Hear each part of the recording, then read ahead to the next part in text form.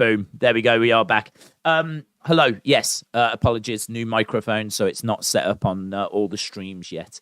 What I was just saying was hello. Welcome to SmackDown. Excited for this show. I don't think we're going to get anything new this week in regards to White Rabbit stuff. I think that what we've just seen is what we're getting, basically. For those of you that haven't seen the videos on the channel, the White Rabbit clue for SmackDown has seemingly leaked, and we've discussed it. Of course, we can discuss it again, but I don't think there'll be anything more than that tonight. I think at 9:23, someone will be in the crowd. I think they'll have a QR code. I think they'll hold it up, and I think when you click on that, it will then take you to that game, basically. So the game isn't live at the moment. In fact, I'm gonna have a quick look right now. LSW said, "I'm excited for SmackDown. Hope you are well." Very well, bud. Very well. Loving this White Rabbit thing. Loving it. So basically, WWE.com/feed your head. When you click on that, that's interesting. That's it. Where am I? I've gone to WWE.com TikTok. Oh, I haven't seen this. This is new. This is new to me. Hang on. I don't want, actually, I better not. What do I want to do? I want to know what it says, but I don't want it to play on this.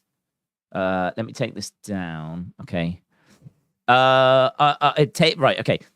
If you go to WWE.com/feed your head, that is where the game was.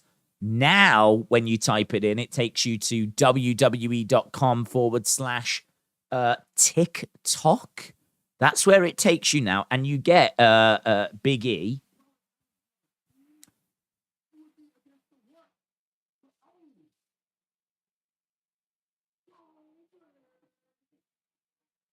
So it's a clip of Big E saying, "If I was to have a dream match, it would be against the one, the only Goldberg." So this is a clip from, I think, their podcast. I haven't seen this. I've seen this clip.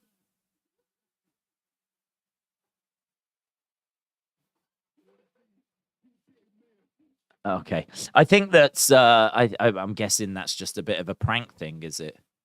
That's really interesting.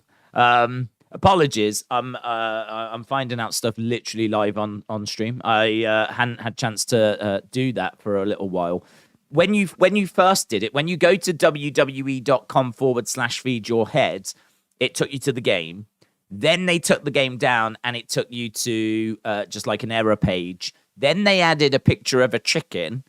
Now they've seemingly changed it whereby you get this clip of Big E saying his dream match would be against Goldberg. So that's pretty wild, isn't it?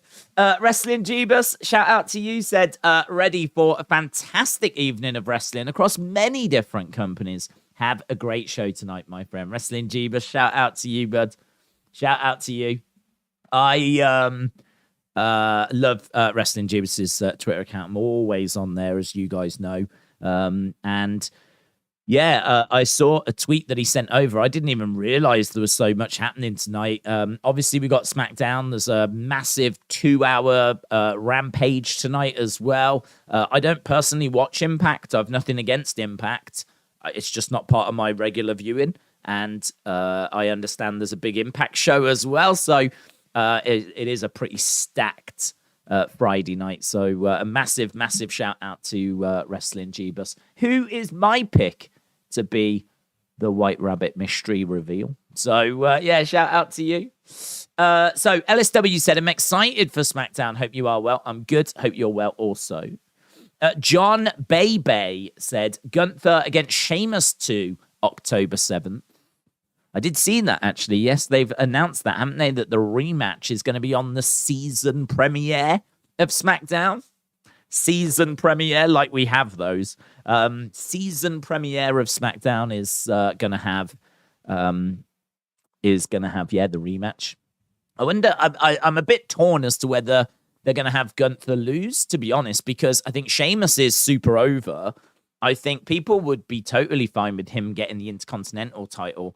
Does it then free up Gunther for a big 2023? Do we then, like, has Gunther done, has he already done what he needs to do with the Intercontinental? I mean, I don't know that he has. I think I'd be tempted to keep it on him a little bit longer, to be honest. But it's interesting, isn't it? It's really interesting because that match at Clash at the Castle was so well received. People absolutely loved it. And so it makes me think, well, you know, did that in the eyes of Triple H make him think, well, I can put the belt on Sheamus, and why are we waiting with Gunther is main event ready now. It's not as if he needs to be seasoned or anything. Like, he's just had one of the best matches of the year on one of the biggest stages of the year. I mean, really, there's knocking it out of the park, and then there's knocking it out of the park. So at this point, you're really keeping the belt on him just so you've got something for him to do, and also to elevate the title. Because obviously, if he has like a long title run, that will make the Intercontinental Championship, like, you know, a bigger deal, which is good. But you could do that with Sheamus. Sheamus could have this legendary run, put the belt on Sheamus, keep it on him for 12 months. Like, rather than Gunther doing that, you could have Sheamus doing that, and then Gunther is free to go to the main event. So, listen, I don't know what they're doing. Like, is Gunther the one? Is Gunther going to be the one to beat Roman and take one of those belts? Because we know there's a draft coming early next year. I don't know that he is, to be honest, because I think there's a lot of moving parts. You got Cody coming back. You got Theory with the Money in the Bank. I think adding Gunther into all of that is going to be tricky. And also, you know, Gunther against Roman would be heel versus heel. And I don't think that feels like the right way forward. So maybe it's a bit too crowded at the moment. Maybe it would be better to do it around SummerSlam time, end of next year. You know, it might be a bit more settled down. Probably not, but it might be a bit more settled than where we are right now. But yeah, a rematch for the IC title after that banger they had. Like, are we really going to put Gunther over again? I mean, part of me wants to, because I love this Intercontinental Championship run. But then part of me thinks, like, maybe they've decided Sheamus is worthy of the IC belt right now, and they've got bigger plans for Gunther. Right, where was Hayden's? I was trying to find Hayden's, and I can't see where Hayden's is. Was Hayden's last time or something? Or maybe was it when I was having, like, technical problems? Where is Hayden? Hayden, shout out to you. What was your super? I can't see it. It is not showing up to me for some reason. There it is. There it is. There was no comment attached to it, so I was, for some reason, visually skipping it. I don't know why I was looking for a comment. But Hayden, shout out to you, my friend. Really appreciate the support. Right, we caught up with Super Chats. Good. Let's try and jump into some of these comments. Right. Big Time Baxter said, if you got your phone on you, look at AEW's YouTube, please, and see how Soraya's debut performed. I know we need to mention social media and Google Analytics, but I'm surprised by its performance. Oh, just give me the... Dude, my head is in so many places right now. What's the number? Tell me the number. What's the number? How many views? Is it good? Is it bad? What is it? All Elite Mark, I love Sasha. Tony Khan is God. This must be Tony Khan's burner account. Says, keep it on Gunther. Don't rush. Getting it off him. If they've got bigger plans, then keep it on him and have him beat top guys. I don't disagree with that. Yeah. I don't disagree with that because, in all honesty, you're not going to put any belts on Gunther right now, are you? We've just kind of mentally gone through it. And you're not going to do Roman Gunther right now. Doesn't make any sense. Heel versus heel. You're not going to turn Gunther face. And you're not going to turn Roman face. So, what are you going to do? If you take the IC belt off of him, what are you going to do with him? Are you maybe going to focus on Imperium? And have Imperium, the faction, do some stuff for a while? Maybe. But you can still do that with him being Intercontinental Champion. I just find this rematch really interesting. Really interesting because we haven't been seeing many rematches from Triple H. And it's, first of all, a match that's happening in 2 weeks' time being advertised now. That also feels like a big deal and a big talking point. When do we get that? When does that happen? Like, we don't even know what's happening on next week's show yet. But already I know something that's happening in 2 weeks' time. So they're definitely building this and making it feel like a big deal. And it does just make me question, like, are they doing that because we're going to pull the trigger and switch the title? So it is very interesting. But I think I agree with you. Keep the belt on Gunther. I can't see what else you would do with him if you take the belt off of him. Unless like, as you said, you're going to do some Imperium stuff. The IC title is all Sheamus needs. Then he's officially the GOAT. He's won every match in WWE, Money in the Bank, the US title, World Championship, Royal Rumble, Tag Team. Is that true? That makes him a Grand Slam. Like if he picks up like the IC. Oh, they should put the IC on him. Maybe not this time, but at some point he should get the IC title then. That's cool. That's really interesting. David said, Days, I love watching the theory videos. If you had to put money on who it is, who do you think it is? I think it's Bray. If I had to put money on it, right now, I would put money on Bray. So, my first thought was that it wasn't Bray. My first thought was that it was Carrion, because when we saw the first clue, the first thing I saw was the hourglass, and the hourglass is very Karrion Kross. And so when I saw that, I was like, okay, it's Karrion. And then someone came out and said, oh, and also Carrion's name in Lucha Underground was White Rabbit. And so you go, oh my God, well, it's Karrion then, isn't it? I mean, like the hourglass, he used to be called White Rabbit. This thing is White Rabbit. Done, right? Or so we thought.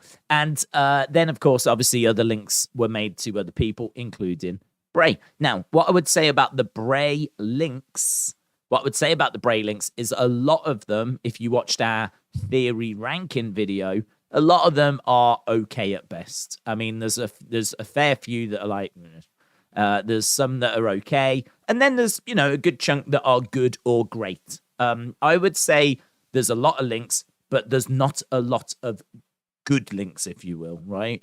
There's a lot of links because there's a lot of Bray fans looking for links, but how many of them are actually solid? How many of them are actually strong?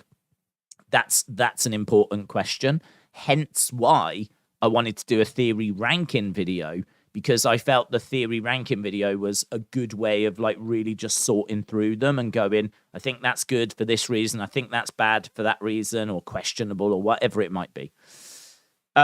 So I am still not sat here saying it's Bray. I'm not sat here saying it's Bray.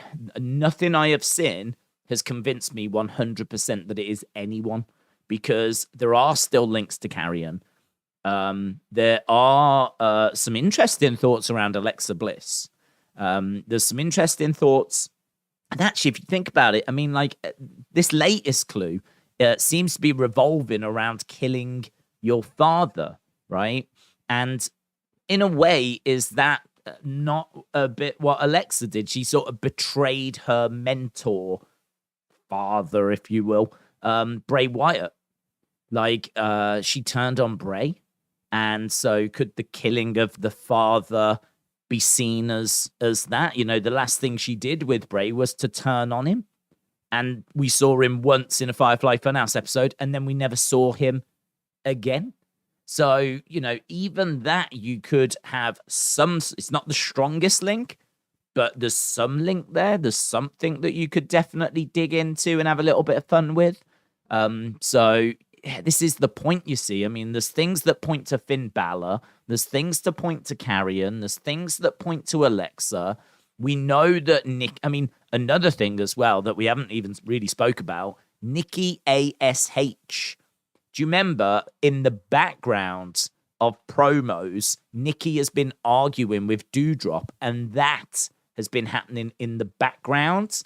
So, and that's been happening in the weeks before we got this QR code.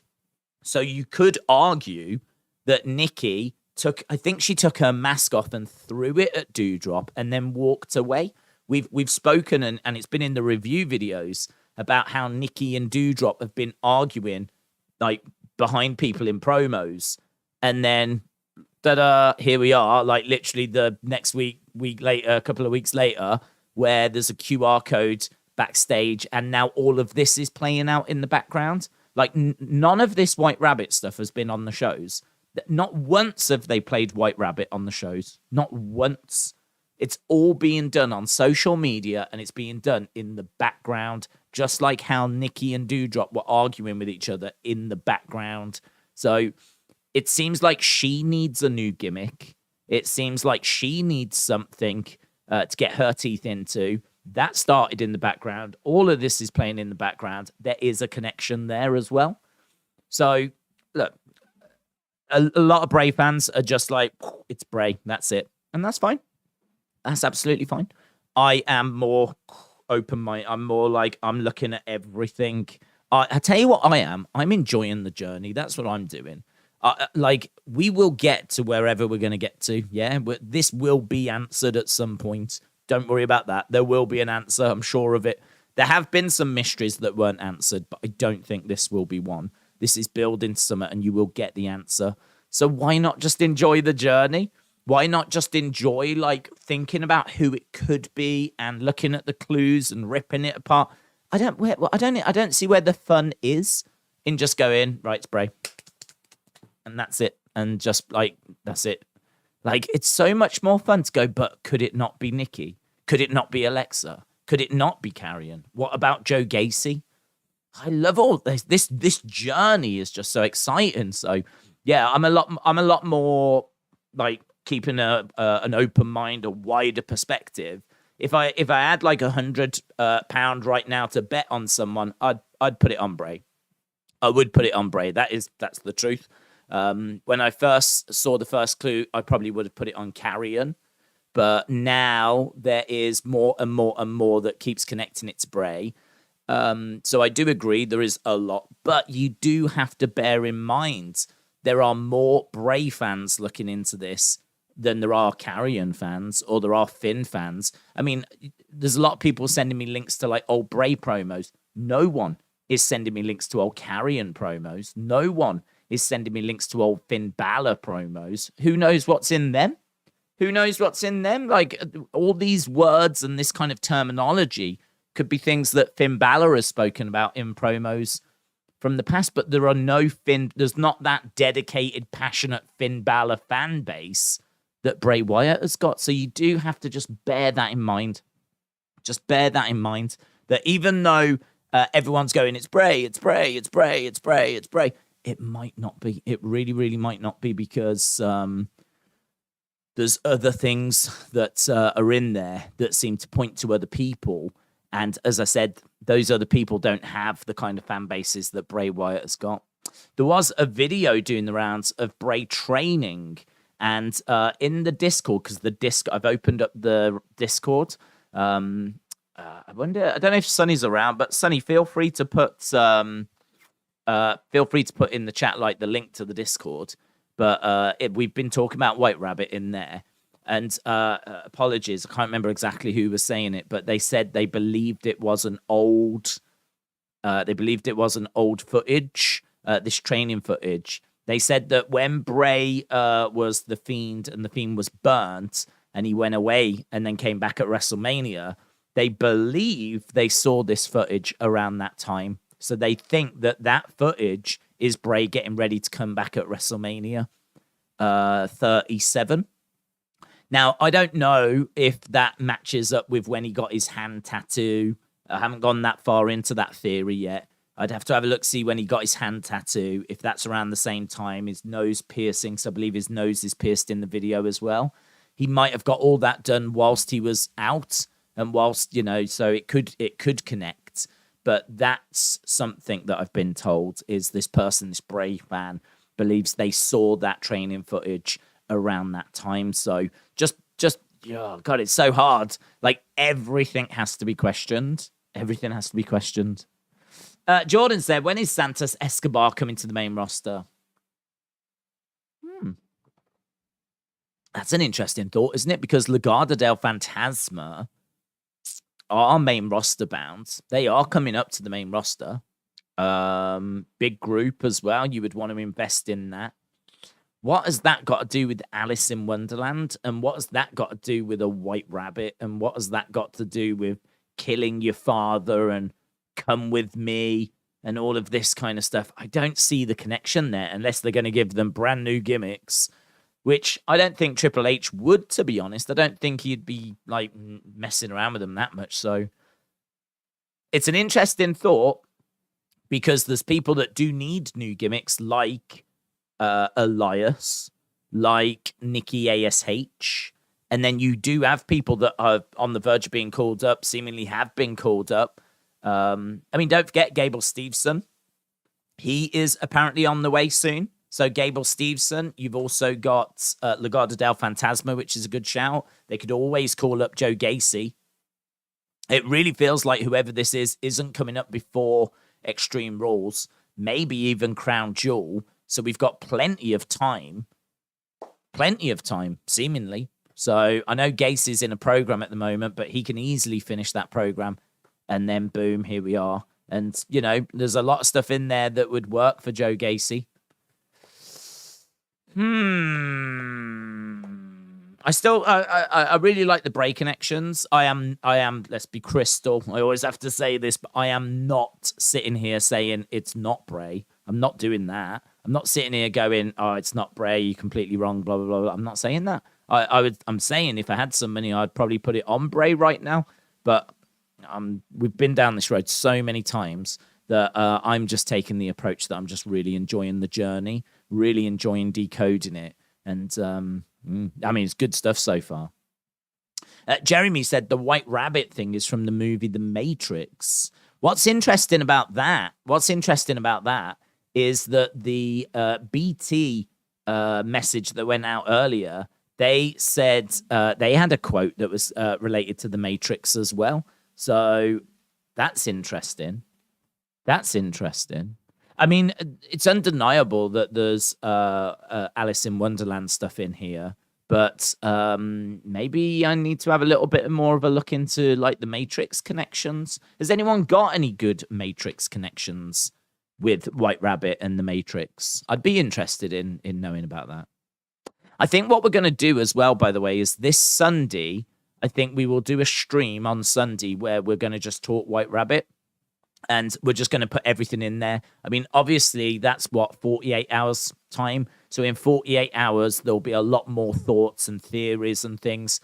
And I think we could sit down and have a real good... We won't go too long because I know I'll say that and we'll probably end up doing 5 hours or whatever. But I reckon if we just aim for an hour and we just put in, just literally find your best theories, find whatever you've got, scoop it all up. I'll see you on Sunday. And we'll just go White Rabbit crazy. And we'll just see. Because, you know, there's some interesting stuff. And this is such a fast-moving conversation as well. I mean, I did the video about the new clue. Then I had to do a new video because I think the ending is super interesting of the new clue. And then I actually recorded a third video and I never uploaded it. I almost uploaded it. And I should have actually uploaded it to the second channel, the Clips channel. But basically that video was saying, is that Bray Wyatt FCW promo the key to everything? I have to try and remember not everyone is at the same like level of understanding with all of this, because some of you will know what we're on about, some of you won't. So I will try now quickly to just bring you kind of up to speed. So if you, I mean, I don't know why you wouldn't want to know about the new clue. I don't think it's a spoiler because it leaked and, you know, it's out there basically.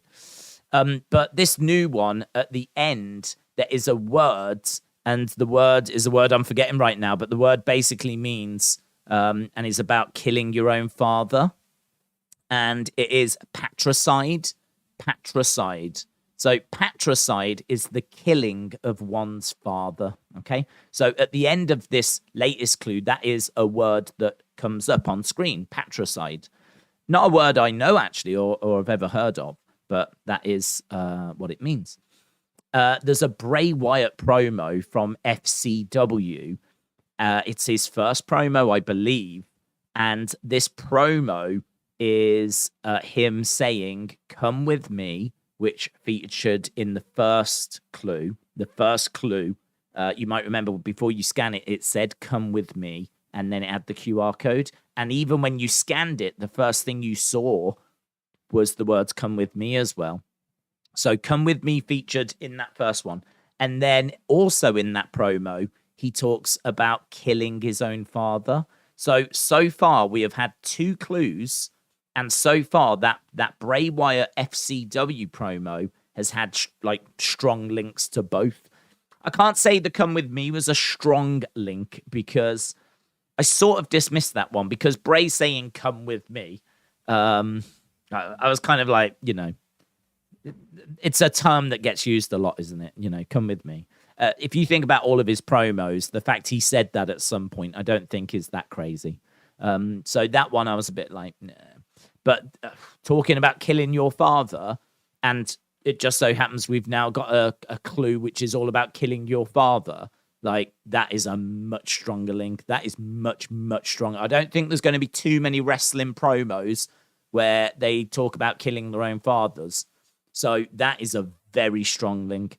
So that promo now, that's kind of where my eyes are at. I'm very much on that promo. It is, if you just put in Bray Wyatt FCW, you'll find it. And it's a backstage promo. He's got, is it Eli Cottonwood standing behind him? And it's the one where he talks. It's only a few minutes long, but so far two clues and both point towards that promo. So yeah, that's I did a whole video on that, but I never got around to actually uploading it. So Jordan, shout out to you. Appreciate it. I don't want to let these go, to be honest, because I might have already missed one. Flippity doodle. Tim Turner said it's a rabid Wolverine. It's a rabid Wolverine. What's a rabid Wolverine, buddy? What's that? The rabbit. What is a Wolverine? What is I don't even know what a Wolverine is. Wolverine. Is it an animal? Is it an animal? Yeah. It is an animal. The Wolverine is a species, carnivore animal, has a reputation. It has a reputation for ferocity and strength and can kill prey much larger than itself. Do you know, I never knew it was an animal. I don't watch the Marvel movies or the DC movies or whatever the flip they are. So I didn't actually know it was an animal. I don't know what family it belongs to, but I mean, look, the thing in that is a bunny, of course, but it's just interesting to look into these things. And also, it's interesting because I found the line here, like many other mustelids, it has potent anal scent glands, which, I mean, if nothing else, just seeing that has cheered me up. So there we go. I think William Hensey has got potent anal scent glands as well. William, that's in our community. So fun fact for you Wrestling Days community stands out there. Right. So Tim, shout out to you, bud. And Delwyn says, I might have missed a couple of super chats here, so you'll have to let me know what they said. Brandon has tweeted now info White Rabbit. Brandon has tweeted. Who's Brandon? Who's Brandon Delwyn? Talk to me. Candido said, we are going to get another clue at 9:23. Tim, Jordan, let me know what your other super chat said, guys. I was in a whole rabbit hole. Rabid Wolverine was Benoit's nickname in WCW. I don't think it's him. Charles said, anal scent glands is the clue of the return. I feel like we're going a bit off track now. Not going to lie. I didn't expect us to be discussing anal scent glands, but, well, look, here we are. What CGI should my son have coming out to the final countdown? I think he should come out to full CGI of the band Europe, who I think sang that song. And I think if they were, just lined up either side, I think it'd be very emotional. So I'd go that way. Primo said AEW did 1.39 million. That's down from 1,175 on free TV. Wow. That's mental. I thought it would hold. I'm so wrong with my guesses on this. Timothy said Bray and Braun are fighting over Alexa. But Darwin said Brandon Thurston. Let's have a look. So okay, that's crazy. I didn't hear that news that the ratings had dropped. I tell you what, my head is spinning right now. So much. Have heard Paul Levesque told people in the financial community that part of WWE's new creative approach is dropping Easter eggs that appeal to the hardcores. White Rabbit playing off air during events, which some think teases the return of Bray Wyatt, seems like an example. Mm-hmm. Yeah, that's good. Easter eggs that play to the hardcore. I'm into that. The only thing I would say is that this will get tiresome. I think you can run a risk of overdoing it. I think that what you need quite short campaigns. So if this is Triple H trying to put something out there that's interesting and engaging and really, captivating, it's working. But I think the longer it goes on, the more that you will get diminishing returns. I think you will hold people's attention unless it's really engaging and it's like really, digging into quite a few different things.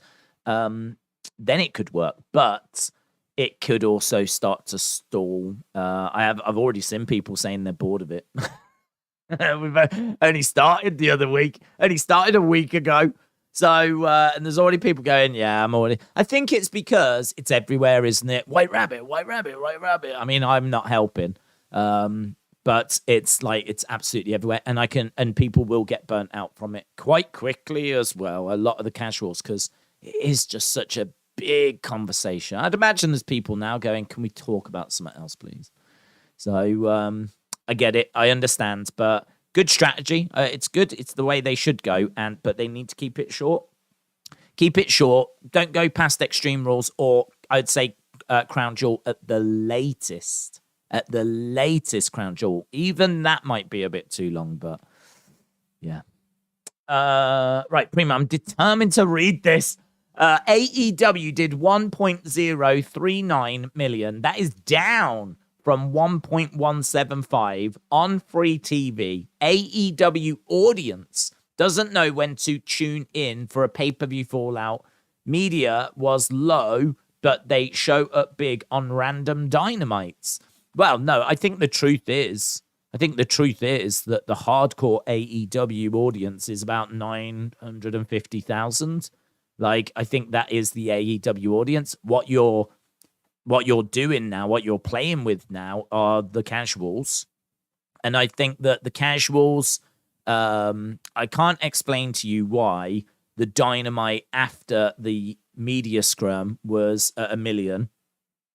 And then the next week, which wasn't a better show, I don't think it was a better show at all. The next week was 1.2. Like, I can't explain that. The only thing I can think was that it was a delayed reaction. The only thing I can think is that people missed Dynamite or didn't know when it was on or didn't hear the news about like the CM Punk stuff. It didn't reach them until after that Dynamite had passed. And so then the next Dynamite got the bump. That's the only thing I can think. I don't think the card was anything all that special on that week. So yeah, that one I do struggle with.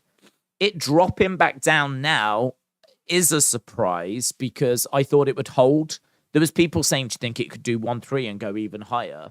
And I said no, because I think 1.2 is their ceiling. I think if you take all of the hardcore AEW fans and then the people that are like 50-50 on them. Sometimes they watch, sometimes they don't. Add them all together, I think you get 1.2 something. I think 1.2 something is their ceiling. That is their limit. That is what they need to smash through. If they can break through that at some point, that will be big. That will be massive for them. But they've got to try and smash through that. And so I didn't think they would with Grand Slam, because even though it was, a good-looking card and it was at Arthur Ashe and everything, it didn't feel like it was anything that was like a landmark. I know that getting the $1 million gate is a landmark. That doesn't really affect ratings, though. I think that, had this have been the crowning of the first ever AEW champion, which obviously it can't be, but that's my point. If it was something that was a landmark, a moment in history, then maybe we could have got something. But I mean, look, this AEW championship has been passed around like a hot potato. So, do you know what I mean? Like, it's not putting it back on Moxley or putting it onto Danielson. Maybe if Danielson had won it for the first time, you could argue that was a landmark moment, but seemingly that wasn't enough to bring people in. So, yeah, I think that it was a solid card. I thought it was a good show as well, but I didn't expect it to get above that 1.2. I equally didn't expect it to drop back down to 1. So, yeah, it's a surprise. It's a surprise. But we're not dealing with the hardcores. We're dealing, I think, with the casuals. And I think the honest truth is Spike for the media scrum settled back down, and it's settled back down now, and it didn't really matter what was on the show. The AEW fans were going to tune in anyway, and that card seemingly was not strong enough. Well, wasn't strong enough to bring in and maintain where they were. So, yeah, interesting. Very, very, very interesting. Oh, I'm loving all this. This one, do you know what? This is honestly one of my favorite hours before a show we've ever done. I know it might not be the most entertaining laugh a minute shows, but I mean, the White Rabbit stuff is fascinating. The AEW ratings I didn't know about. Some of your theories have been fantastic. So yeah, I mean, there's just so much going on at the moment. Like, wrestling feels so vibrant right now. I mean, those dark days of the pandemic and the lockdown and everything, thank God they're behind us. It feels just so exciting in the world of wrestling. So good, bring it on. Mitchell, shout out to you, bud, said, sorry if you spoke about this, but I saw a Brian Alvarez tweet where he mentioned Bray's release had to do with mental health issues. Oh, hang on, no. Health issues. I added the mental. Health issues. And hinted that Bray might not be cleared to wrestle. I haven't spoke about that. There was talk that it was health related, weight in particular, and I don't know if that has put a strain on his heart or anything along those lines. That is just pure speculation.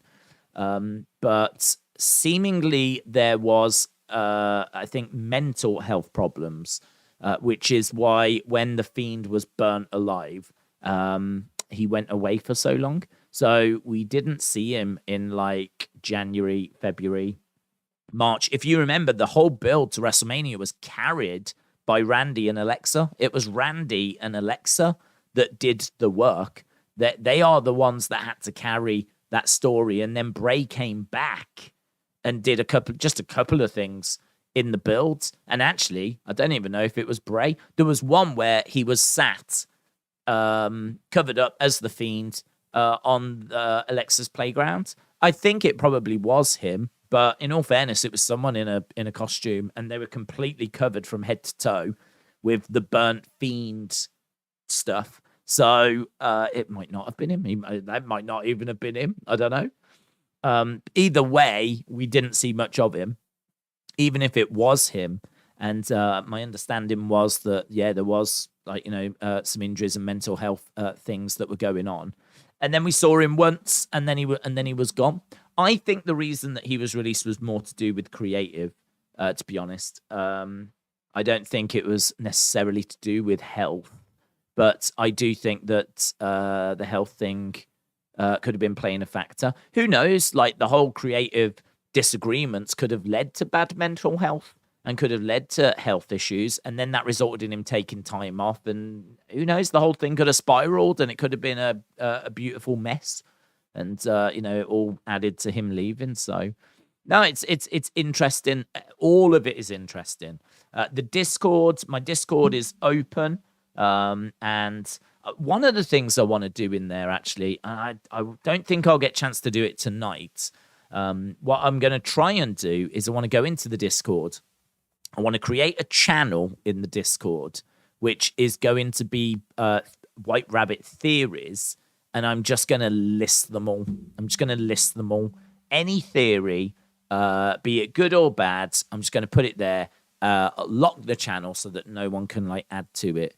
I'll add them basically. If you've got one, I'll add it to it. But I just think it'd be really good to have a one-stop shop that's just got all the theories. Do you know what I mean? Because there's so many people come into this at different points. Like, people have been at work, people have been at school. Like, there's theories that come and go. There's new theories that are being generated all the time.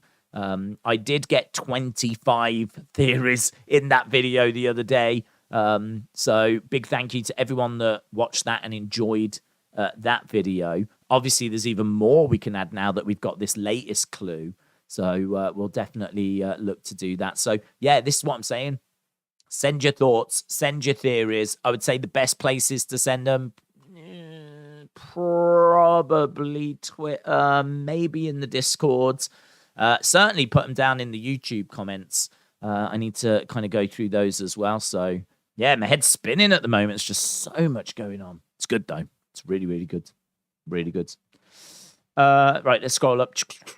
People telling me to go to different places. Tim said Tony Khan needs to get off creative. I think Tony's got a lot on his plate, man. I feel a bit sorry for him, but then I don't feel sorry for him. I feel sorry for him because I know that he's doing Fulham stuff. I don't know what he does with Jacksonville Jaguars. I don't know how involved he is there. Clearly, what he's doing right now is a full-time job with AEW. And I think this is his passion. And I think that this is something that is this is what he wants to be. He wants to be I think if he could be just one thing, he would want to be a highly regarded wrestling promoter and a booker and in charge of a wrestling promotion. I think this is what he loves, right? So part of me feels sorry for him because he's trying to do that, his passion, but he's got other responsibilities and there's only so many hours in a day, and I can understand it being a lot of work. But then part of me thinks, well, why the flip is he trying to do all of that? Like, that's on him. That's on him. Like, he should have better structures in place. He should have better support. He shouldn't be so controlling. He should share it out and allow others to have a say, have someone that books it and he can put the final touches to it or something. And at least that way, then he can, it doesn't have to be as quite hands-on. I think he is like a bit of a control freak. I think he is a little bit of a, like, this is mine, I'm going to do this, and doesn't really want to be sharing it out. And I think as a result, that's why we saw Cody go. And I think, we've been seeing the executive vice president powers decreasing. I mean, really now, if you remember, when AEW started, people were into it because it was basically the Elite's show. This was the Elite show. This is the show that the Elite had created. This is Kenny's show. This is the Young Bucks show. This is those guys doing it for themselves. They're sticking it to the man. And so people jumped on board because, this was Kenny. It was the Young Bucks. It was Hangman. It was the Elite creating their own promotion. You might remember that, Dave Meltzer famously said he didn't think anyone could sell 10,000 tickets outside of WWE in the modern age. And then the Elite go and do it. And people showed up because they wanted to support the Elite. And then next thing you know, all Elite wrestling is created. That's how it all starts. Fast forward a few years, it is, without a shadow of a doubt, the Tony Khan show right now. It's the Tony Khan show right now, and it's always been the Tony Khan show. It's just that at the start, we didn't realize how controlling Tony was going to be and how much Tony Khan was going to, oversee everything and stamp his authority on everything. Kind of thought Tony was going to leave them to it, really, be a bit of a silent owner or be an owner that has his say, but just more and more as time has gone by, he's took more and more. And he does it all now, doesn't he? It's all on his plate now. All these major decisions seem to be his. I'm sure he does talk to them, whatever, but don't know. Yeah, I don't disagree. I think they could really do with a bit of a restructure. And I think that's understatement of the year when you look at, the behavior of the executive vice president. So a lot of drama, a lot of things going on in AEW. But again, loving it. Drinking it in, man. Keep it coming. Keep on fighting. AEW kids. Gives us something to talk about. Mitchell said, Tony Khan, thought leader in the world of sports analytics and insights, enters his 9th season with the Jaguars, serving as executive vice president of football administration and technology. So, how much is that? What kind of work does that? What is that? Is that just a made up position, or that says to me that he probably has to go to the occasional meeting? And it says to me that he brings some data and goes to a meeting and with his data. And I don't know how much more he does than that. To be honest, I don't know how much more he can do than that, because he has got to be absolutely drowning in AEW stuff. So, interesting. Interesting that he is doing something. He is clearly still linked in some way to Jacksonville Jaguars. So appreciate that, Mitchell, as always. You don't have to keep super chatting all the time, bud. I will try and get to people's thoughts in the comments. Days, AEW Grand Slam barely scratched 1 million. Was surprising for a pay-per-view show. Well received. We just spoke about that, bud. We just covered it. Days, I watched Dynamite this week on ITV. Thought I think the White Rabbit stuff is Bray. Miguel said Liv is pregnant and can't compete. I got told this the other day. I don't think that's fake news that's doing the rounds. Blanco's Family Farm said, do you think White Rabbit could be Alexa? Yes. I'm not saying it is Alexa. I'm saying it could be Alexa. It could be Alexa. It could be Bray Wyatt. It could be Finn Balor. And I think Alexa is one of the names in the running, yes. Math Beach said, Days, it's cool that White Rabbit has got the same initials as Wyndham Rotunda. Oh, I like that. I never noticed that before. That's good. I think it was his idea to get the crowd involved with QR codes and Easter eggs, as he knows the hype he gets for new characters. I actually think that it's Triple H. I think it's Triple H. I think that Triple H has took over, and I think Triple H saw the effect of this. And I think that, I agree with what was discussed. Apparently there's I know there is an email from Brandon. I can't remember the name, Thurston, who is part of WrestleNomics. He put a tweet out 40 minutes ago that we read. Said, Paul Levesque has told people in the financial community, shout out to the financial community, much love, that part of WWE's new creative approach is to drop Easter eggs that appeal to the hardcores. So Bray absolutely could be behind this, but I do think it's something that Triple H has seen work for Bray. And don't forget, they've done other things as well. They did a QR code campaign in NXT for the return of Zoe Stark. And they also did the Retribution stuff. Do you remember the hacker stuff with Mustafa Ali? So WWE has certainly done this for people other than Bray before. But it's just that there's a lot of links for White Rabbit that do connect this to Bray. So I'm being sent loads, man. The history. Someone sent me, Dan, shout out to you, has sent me the history of the Jack-O-Lantern, which I won't have a chance to read right now, but very interesting. Also, I do want to shout out, and I can't remember if I did Rob. Rob's got a weird font in his name, so I don't know.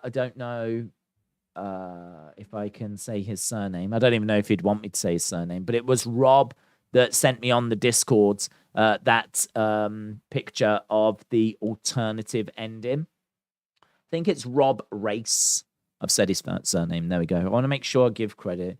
The credit thing is something which I really want to make sure I am doing, but I am also very aware as I'm doing it that some people might not want their names mentioned or their Twitter tweets being shown, and it's kind of hard to know like which way to go. And sometimes if you message people, they don't get back to you straight away, and then do you know what I mean? Like the opportunity is gone, so you kind of have to make a decision of like, do I go for it and do this, or do I not? And I find that quite difficult, to be honest. I think if I'm not going to be too kind towards what I'm saying, then I probably won't obviously say people's names. But I think if it's good and I want to give some praise, then I'll try and say like where we got it from. Because this is just fantastic. Everyone's chipping in here, you know what I mean? Like there's stuff coming from Twitter, stuff coming from YouTube, stuff coming from Discord. It's just constantly like being bombarded. But keep it coming, man. Keep it coming. I'm loving it.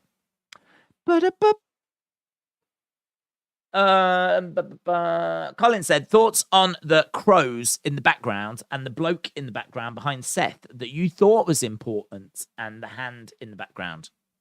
So I don't know about the hand in the background. I haven't seen that theory. The crows, this is personal. I don't think there's anything to it.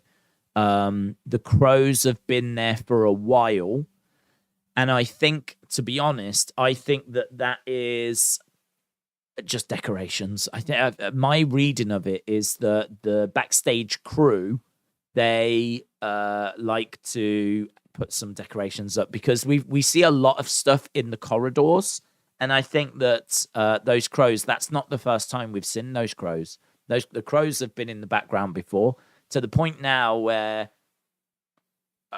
we don't even talk about them. Like, it's interesting. I think this White Rabbit stuff has got people questioning everything, and that is brilliant.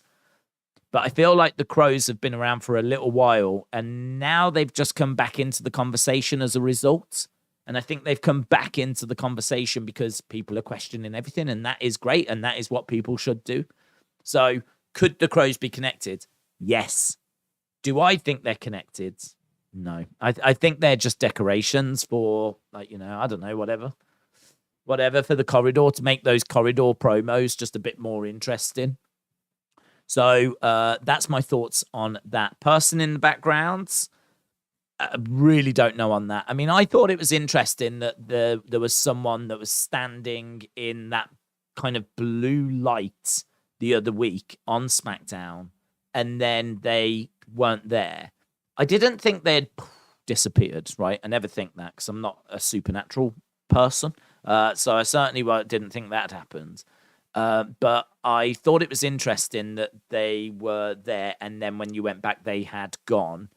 And I don't know, yeah, I thought that was interesting. I can't say that anything more came of it than that. The only thing I would say is that you fast forward a week or two, and now here's all this White Rabbit stuff. So this could have started last week with the White Rabbit song, or you're absolutely right, this could have started a few weeks before, and the crows could be something. The person in the background could be something. I actually don't know what this hand theory is. I don't know what that one is. You'll have to let me know. But yeah, there's it's good. I mean, listen, tonight we're all going to be looking in the flipping background, aren't we? For anything I've got. I need to buy a magnifying glass. That's what I need. I need, like, pretty close to, like, by the time you see me on Raw, there's every chance I'll be dressed like Sherlock Holmes. Every chance. Deerstalker hat or whatever it's called. Magnifying glass. I might even have someone sat next to me called Watson. So, yeah. It's good, though. I love it. Seba said, all must be a new stable. Judgment Day upgraded. All must be a new stable. What, you think all of this is pointing to a new stable? That is a theory that's doing the rounds that Dexter Lumis, Braun Strowman, Karrion Kross, Scarlett, and Bray are a new group. We spoke about it in our theory ranked video.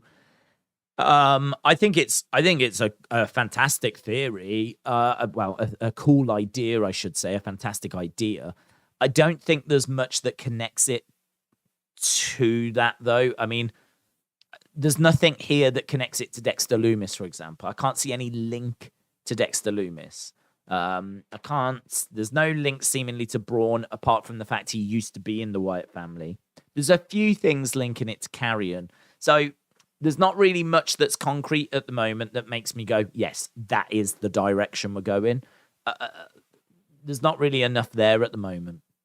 But it's nice. It's a nice thought, and I'd be totally down for that as a new faction. Is it a bit too strong? I don't know. Because I feel like Karrion has got the potential to be a world champion. I feel like Braun is a former world champion. Bray's a former world champion. Dexter, I'm not sure what his ceiling is. Could he be a world champion? Don't know. It's a weird gimmick. I don't know that he will go that far, but I don't know. That is one strong group, isn't it? Normally you have, I don't want to say a weak link, but I mean, look at the Bloodline. They've got Sammy. They've got a tag team in the Usos. I mean, individually, the Usos are no match for, say, Drew McIntyre. So you kind of look at the Bloodline and go, there are weaknesses in the Bloodline. Look at Judgment Day. You know, Damian Priest has not really established himself as the strongest competitor. Dominic certainly has not established himself as the strongest competitor. So you look at that and then you go, a few weak links there. But then, like, if you had a faction of Bray, Braun, Karrion, Dexter, I mean, is Dexter the weak link? We don't know much about him. That's a very strong fact. I don't know if it's too strong. That's my thoughts on it. That's, just spitballing. So, Seba, shout out to you. We've got Norma. Norma said, Days, love you and the videos. Keep up the good work. Norma, thank you very much. It's all down to you guys, to be honest. It's down to what you send me. I have to thank Rob for sending me. I did not know there were alternative endings. I didn't get a chance to play the actual game. So I saw that the ending was Cole and spent ages trying to decode Cole. And then someone, Rob, sent me that he'd got a different ending, or he's seen there's a different ending. And then all of a sudden, the Cole took on a brand new meaning. All of a sudden, Cole wasn't something to be decoded. Cole was what you get at Christmas if you've been naughty. And so all of a sudden in my head, I was like, oh my God, Cole doesn't mean anything. Cole is just what you get when you've been naughty and you don't deserve the real present. And the real present is what I believe this other word to be, which I keep forgetting what the other patricide. It's not a word I've ever encountered, but I think that is the real clue. I think patricide is where you should focus your energy. So, right, we are going over to SmackDown. We know there's not gonna, we don't know, but I don't expect there to be too much that's White Rabbit related on this, apart from a link at in an hour and 23 minutes. Roman Reigns is making his way out, so we do have a show to focus on as well. Roman Reigns making his way out. Hollywood Guy said, Days, I might have missed your answer, but who is behind the theories? Is it a Triple H Bray production? If you said I was out for a bit. We don't know who's behind the theories. Yes, Bray and Triple H working together on this is probably a front runner right now. But certainly I would not say 100%. I think, I keep saying it, but focus on the journey. Don't focus on, it being Bray. Keep your mind open and focus on the journey. Focus on, the clues and all of that and have fun with it. And, just look into a few of these theories and have fun and whatever. Because Because I think if you just go, it's Bray, and you just like, I don't care about the clues, it's Bray, I know it's Bray. I've got to tell you, it might not be. I've got to tell you, it might not be. Because there are things that point to other people. But certainly, the longer this is going on, the more it does seem to be connecting to Bray. I would say there's a lot more here than there was for the Edge vignettes, for example. A lot of people thought it was Bray for the Edge vignettes. But I think there's a lot more links with these. A lot more links to Bray. Roman is making his way out. Old shirt for Sammy. Is he the only one in the old shirt again? Have a look. We the ones on Roman. We the ones. Yeah, I think you're right. I think you're right. I think that they all wearing We the One shirts apart from Sammy. Yeah, brilliant. Brilliant. Do you know what that says to me? That the We the Ones shirts, it says to me that they have got those and they've not given Sammy. They've not given Sammy like the new one. Sammy's seemingly had to buy his own Bloodline shirt, and so he's only got that one. That's the only one he can wear. Bloodline making their way down to the ring then. We're just seeing a clip from the press conference. Oh, God. Calm down. Calm down. We the ones. Sammy in the Bloodline is stupid, says Timothy. I really hope someone completely new that we've not seen is get made a new star. That would be much better than Bray coming back, said Undercover Manager. I don't agree and I don't disagree. I think if it does turn out to be someone else, I think that would be brilliant, because I think that whoever this is, they have really invested a lot into them. And whoever this turns out to be feels like they're going to be a big deal. So if this turned out to be Gacy, for example, wow. Wow, they have really invested in Gacy. And if it turns out to be Bray, then boom, brilliant, Bray's back. So, to be honest, whoever it is, I can't say we won't lose. We probably could lose. If it turned out to be Elias or something like that, then it's going to be hard, isn't it? It's going to be hard to get Elias over. I think Elias is seen as a jobber. So this is a big investment in him. And I can't see it being him. So, yeah, I'd like it to be someone new. Or Bray. I don't mind Bray at all. At all. DK said, feed your head. It's obviously Al Snow. There we go. DK, shout out to you. Chicken Nug said, what percentage are you that it is for Bray? I'm hesitant to say it's him due to previous false speculation. Yes, keep saying it. Keep an open mind. What percentage am I at? I would say the other day I was around 30%. I'd say I'm about... Well, actually, no. The other day I was probably about 20%. Now I'd say I'm about 35%. 35% Bray.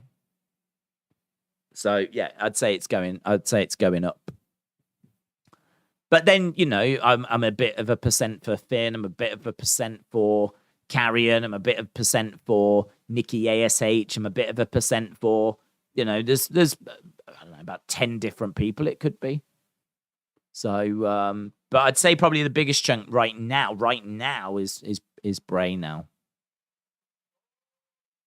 Maybe 40%. Yeah. Maybe 40%. Today's clue seems to point more to Bray than it does anyone else. Banging on about that PO box, said Miss Clown. Oh, yeah. We'll get that one day, mate. We'll get that one day. Totes. Miss Clown, hope you are well. We got the Bloodline in the ring. Let's see what Bloodline have got to say.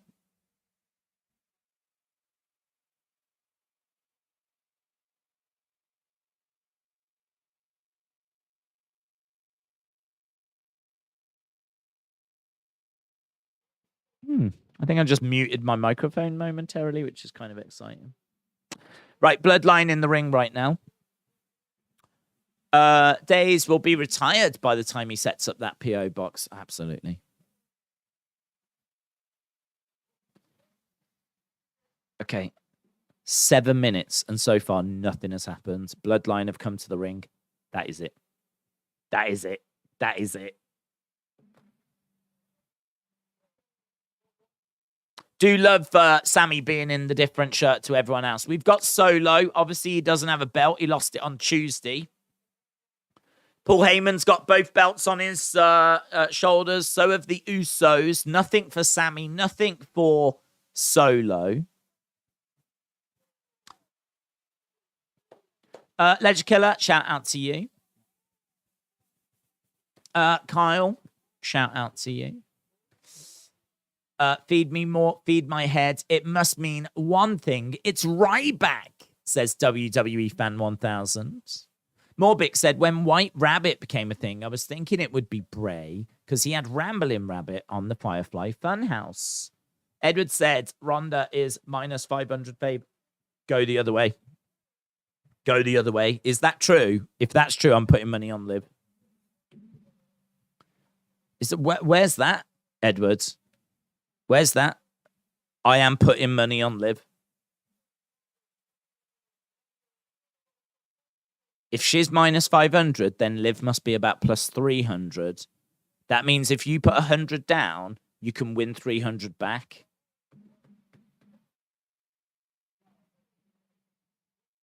How much would I be willing to bet on Liv?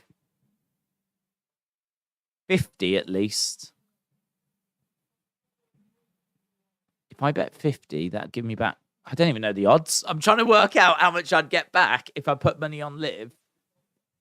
But I don't even know the odds. Days will lose that bet, says Austin. I do tend to lose bets. Don't follow me on bets.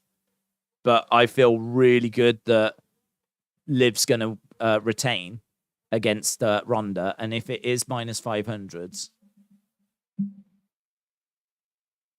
Roman, get in. Bet 300s. Deuce, you don't know me or my bank account, do you? I could be tempted to go to 100. Oh, it's a big bet, isn't it? 50 wouldn't get you much. If she's plus 300, that would get you 150 back. Basically, your 50 would become $200. That's not bad. That's not bad. Never bet anything above 100 unless you're confident, says WWE Fan.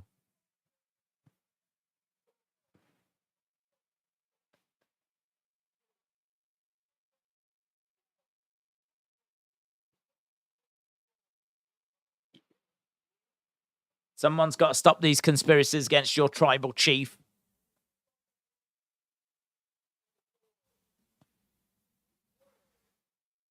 If you thought we were unstoppable before...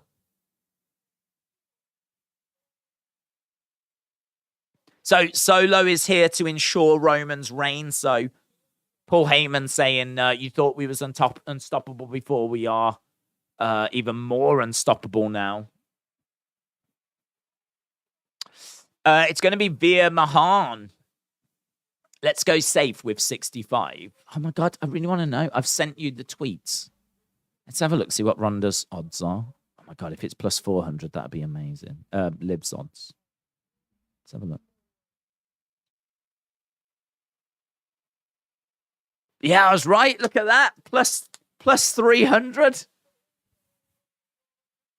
That's the UFC in me coming out. Minus 500 for Ronda equals plus 300 for Liv. Where do you find that though? Where do we get those odds?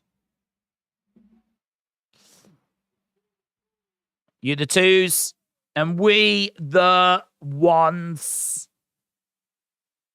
Roman wants the microphone though. Roman wants the microphone.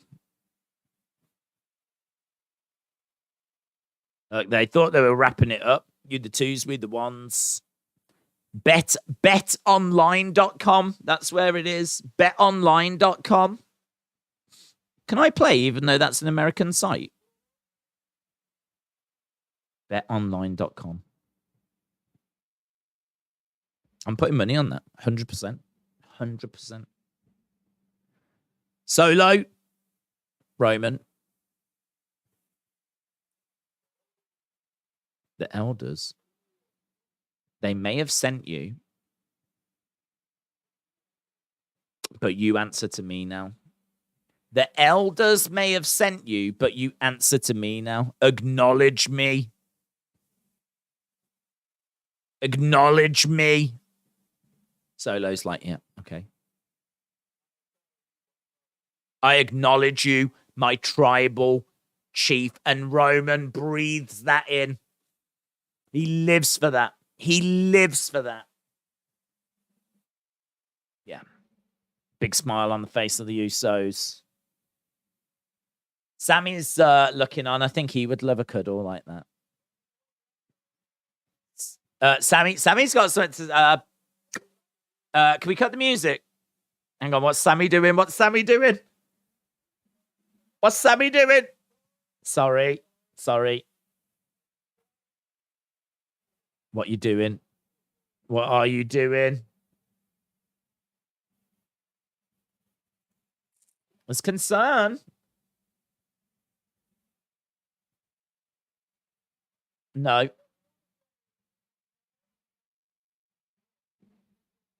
I know I'm not technically blood.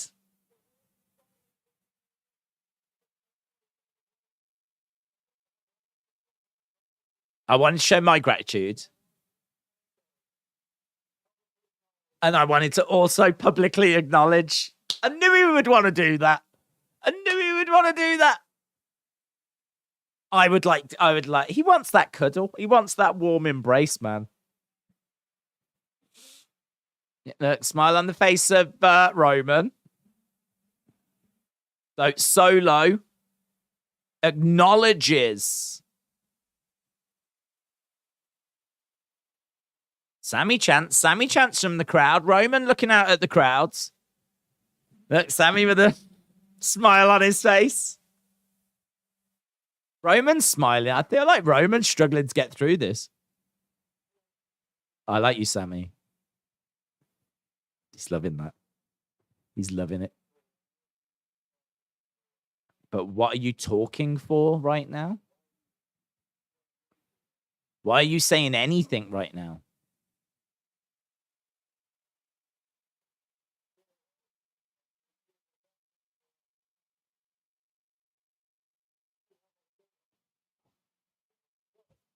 Or why do you have our shirt on?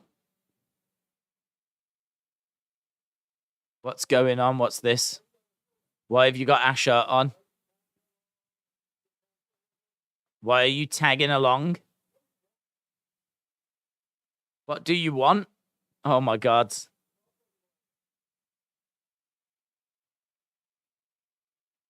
I want you to take that shirt off. Roman wants Sammy to take the shirt off. Oh my God. And Jay is incensed. Jay's like, yeah, take it off. Jay's ready to go at Sammy.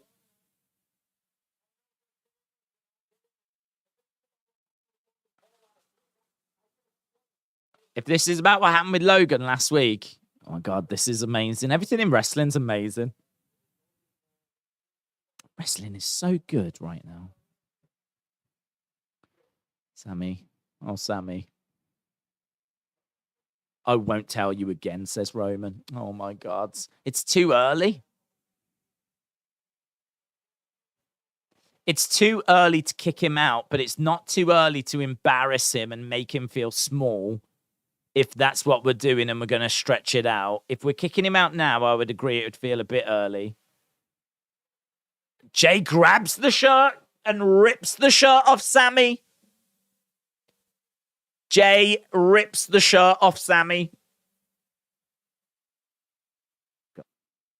This is upsetting. I need you to listen. Whatever.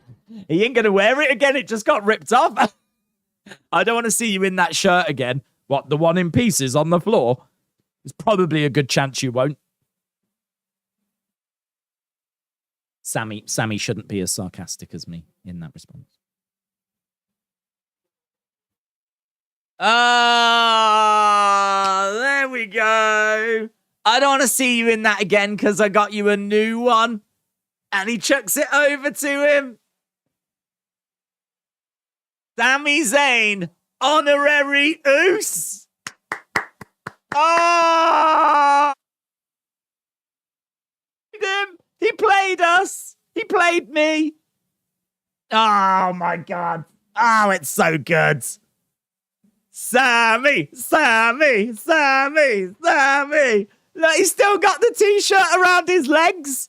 As he walks, he's dragging the shirt along. Jay is gutted.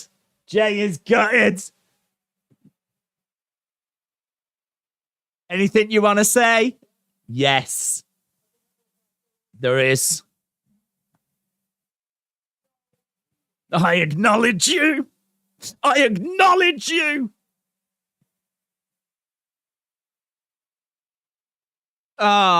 might start crying. I might start crying. So good. Sami is part of the family. Yes. He's over the moon.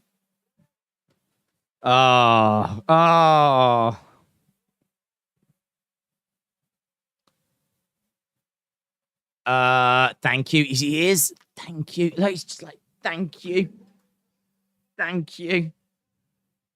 Brilliant. It's brilliant. Love it.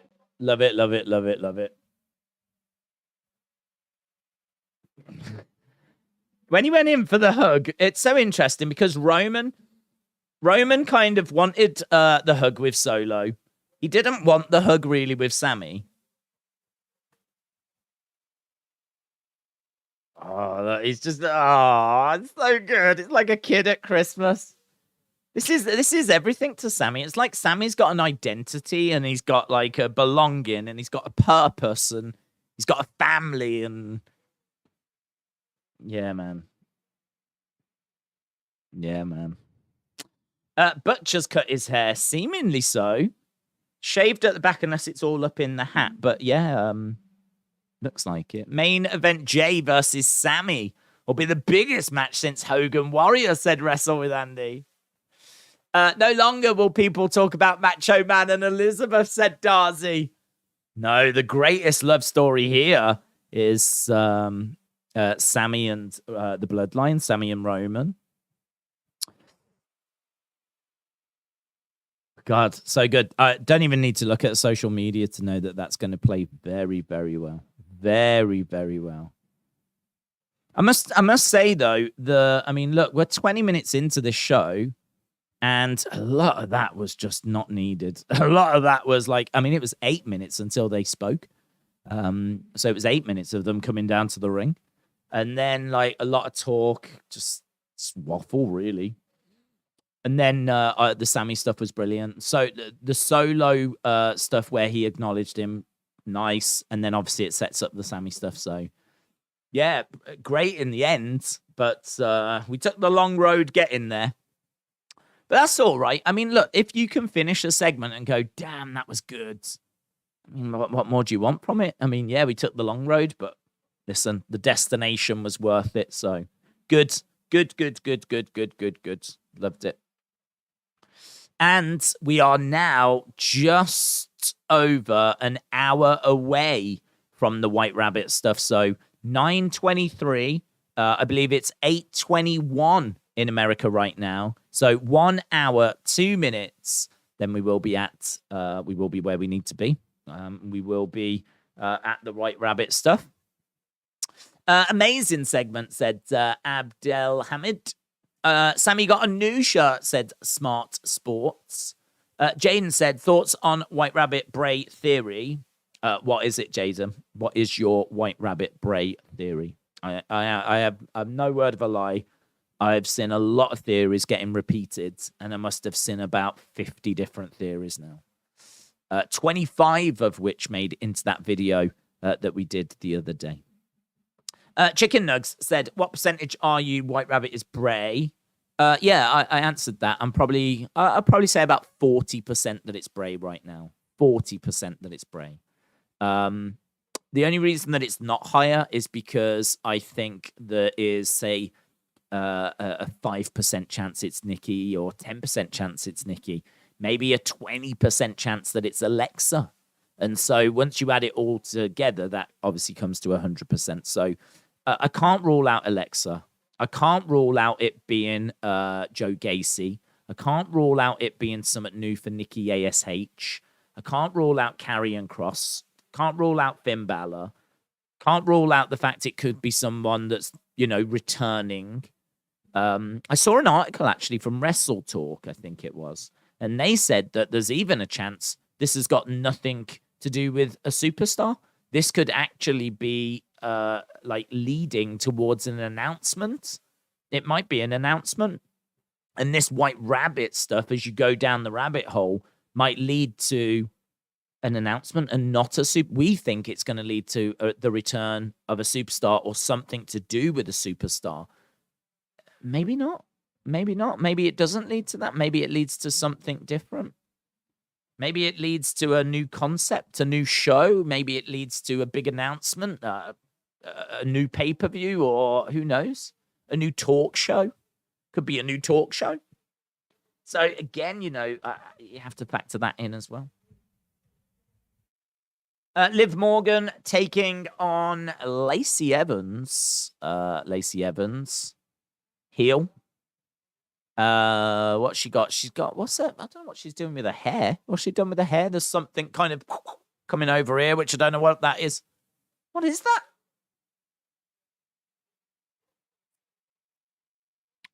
What is that? What has she done to her hair? Has she just kind of like I don't know what she's done. It seems to be like dark or... Is that paint? Is it on her face or is it her hair? I didn't even get a close-up look at Lacey, but she's got something over here. It's a camo face paint. Camo face paint here? What, does she only want the side of her forehead to be camouflaged? So she thought to herself, I'll camo this bit here, and then I'll also, for good camouflage, put on bright red lipstick. They'll never see me with this bright red lipstick.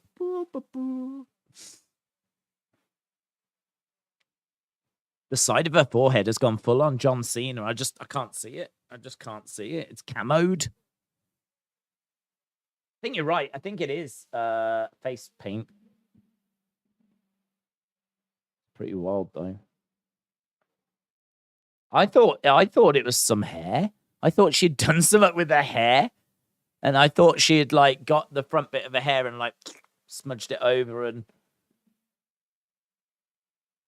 like gone like a green kind of dark color, but no, you're right. Lacey has changed so many times from face to heel. Even Big Show is saying, damn. I guess the Liv rumors can be squashed now. What are the Liv rumors? That she's pregnant. Never put any stock in those. John said, White Rabbit something. Give me a second, John. I'm just trying to get this weird Lacey Evans look. There we go. What was John's comment? Let's have a look at John's comment. Less than an hour now till we get to White Rabbit. White Rabbit is obviously Bad Bunny. Who do you see dethroning Roman? Oh, I don't know, dude. That's a big topic of conversation. I think that Seth is in a good position because I think that Roman will only have the Universal by the time we get to WrestleMania. So I think that Lacey's in control as we're going to commercial break. So I think Roman will have the Universal. I think he'll drop WWE before then. He's going to have to drop it to someone. And I think that someone is going to drop it to Cody at WrestleMania. So who does it make sense for Cody to win it from at WrestleMania? It probably makes sense him winning it from the person that put him out of action. Don't forget, that was caused by a brawl with Seth that was then made worse during training. And then, just as he was saying, I'm hoping to make it back by Money in the Bank, he got beaten up again by Seth. So I have to think that if Cody is winning at WrestleMania, the person for him to win it from probably makes sense that it's Seth Rollins. So Seth getting the belt from Roman, drops it to Cody, and then I think Theory cashes in on Cody. That's my guess. So that's the WWE title. Universal title is difficult. I think that he will go against The Rock at WrestleMania for the Universal Championship. I think Roman will win. And then it comes down to who does he face then at the next shows. I think he drops it potentially at SummerSlam 2023. SummerSlam. Because I've got to think that's probably the next biggest show after WrestleMania. So I think he drops it at SummerSlam. And honestly, by that point, could be Bray, couldn't it? I mean, will Bray be back by SummerSlam next year? I think there's a good chance. I think there's a very good chance. Even if this White Rabbit thing isn't Bray, I think there's a good chance he's back by SummerSlam next year. So Bray could potentially be in the running, but so could anyone else, because we will have had a draft, which will move people around, and so it could be anyone. The answer is it could be anyone, any babyface. It could be, because I think he drops the Universal next year. I don't even know if I could give you a name. It could be Bray. He won it from Bray, and he could end up dropping it back to Bray. But it could be AJ Styles. It could be Kevin Owens. I'd love it to be Sami Zayn. So, yeah, hard to say. I've noticed there's a few new people in the chat, says Sonny. Well, everyone is welcome. Welcome. If you are just joining us for the first time, this is what we do. We talk about the latest wrestling news in the hour before the show. And then during SmackDown, we go through basically anything that's happening. And right now what's happening is Liv versus Lacey. And we are back underway. We've been talking a little bit about Lacey's new look. She's got kind of camo on the side of her forehead. She is in control against Liv Morgan at the moment.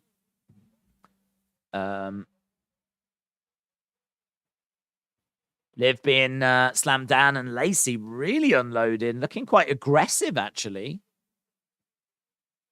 So I do like to have the results scrolling along the bottom, so we can look to do that. Can you see my face? Get up, says Lacey. So Roman gifts a new Bloodline shirt to Sammy. And now we are underway with Lacey and Liv. I'm expecting Liv to win this, of course. Liv screams at Lacey. Oh, my God. Did you see that kick by Lacey? Liv screamed at Lacey and she proper booted her. Liv went down hard. She screamed at her. She's like, shut up. Bang! Look at that kick. I mean, this is quite vicious stuff by Lacey Evans. Quite vicious. And now she's got her head scissors and she's doing push-ups. Boos from the crowd for Lacey. Man, that kick was insane. Scott said, imagine if the White Rabbit is Cody. Mind blown.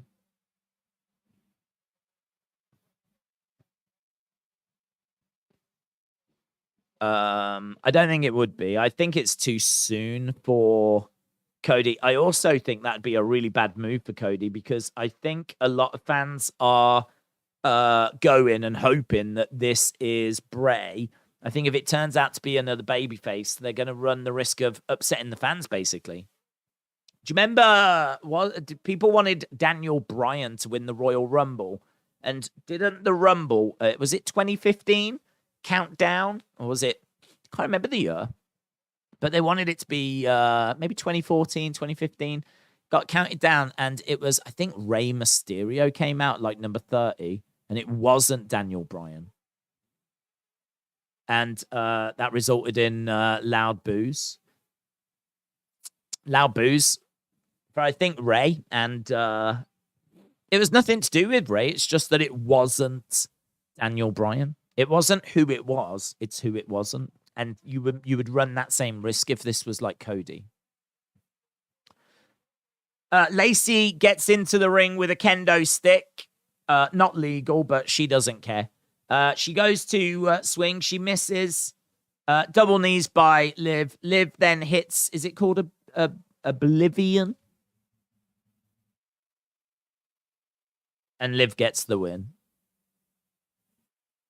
So Liv picks up the victory. She also picks up the kendo stick, and it looks like, no, she throws it down. Liv Morgan does not have the killer instinct, says Corey, but she picks it up, and now she's wailing away on Lacey. Lacey tries to grab the kendo stick. Right now, Liv has got the kendo stick around the throat of Lacey. She's going to look to drive her into that barricades. So there we go. Liv wins. Crowd cheering. Any negative responses she was getting before have seemingly gone now. Liv is looking to get a table, is she? Crowds love those. Liv with the right white Russian leg sweep, said PJ. Scott said, Liv showing that she can get extreme. Also, her and Lita should do a training montage. That would be cool. Matt said, if Bray came back tonight, what time would he be back? 23 minutes past the next hour. So 9:23 Eastern time. But I don't think too many people are expecting a return tonight or Bray tonight. Thinking it's another code, basically. And we think we've already had that code as well.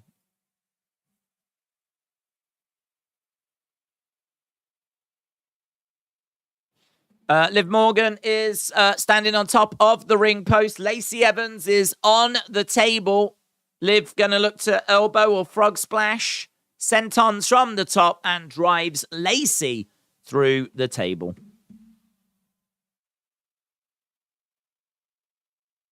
Did she turn heel? She didn't turn heel because Morgan does have a killer instinct, says Michael Cole. No, it's not a heel turn because Lacey brought the kendo stick into the ring first.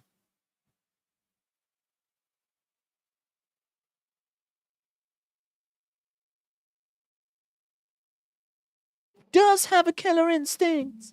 What's the point of this? The point is to show that she has got a killer instinct. And also to do some stuff that looks cool so that they can continue to win back any fans they lost. Days, can I not pick what we do on Sunday as it's my birthday on Monday? No, I've already said what we're doing. We're doing White Rabbit talk. Here's Hit Row.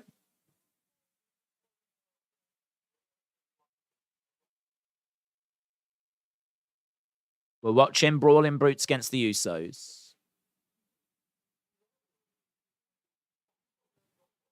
We want next whoever it is. Money. Here's the Street Profits. So Hit Row want next.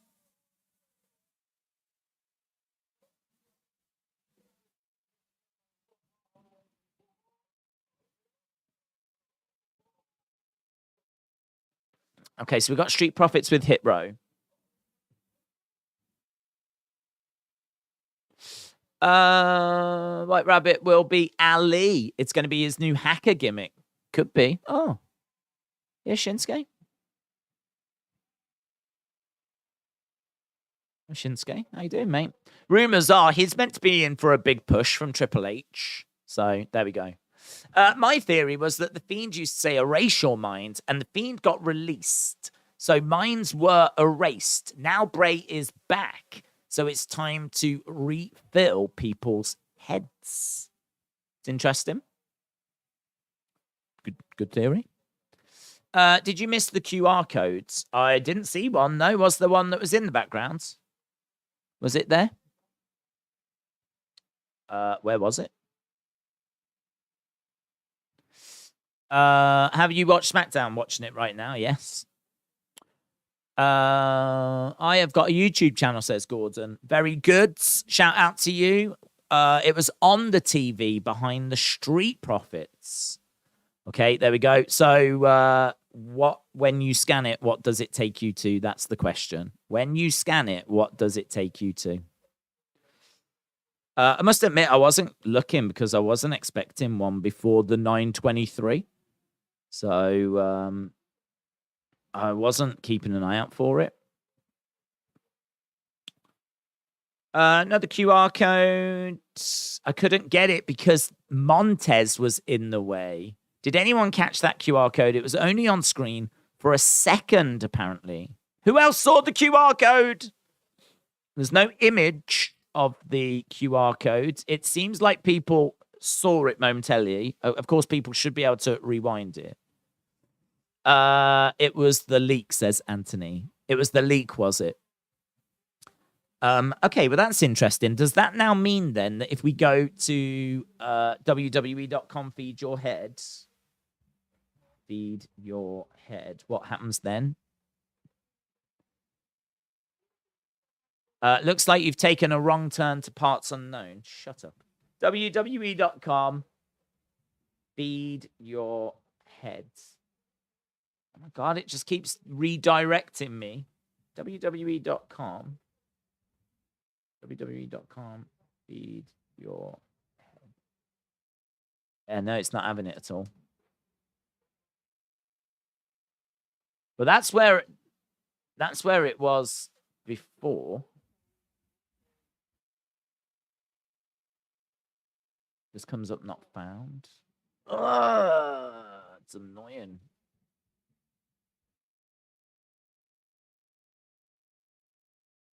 Yeah, no. Just keeps coming up not found, so it doesn't look like they've put anything on there. The whole White Rabbit thing is the rabbit mascot. It just takes you to what we saw earlier with the mini game and the same location. The word coal was replaced with the word parasite. What? Play it a few times if you can play it. Play it a few times. What keeps coming up? Is it just coal and parasite? Is that it? Or does it actually bring up any other words? So if you have managed to play it and play the game, play it a few times so that we can see what comes up.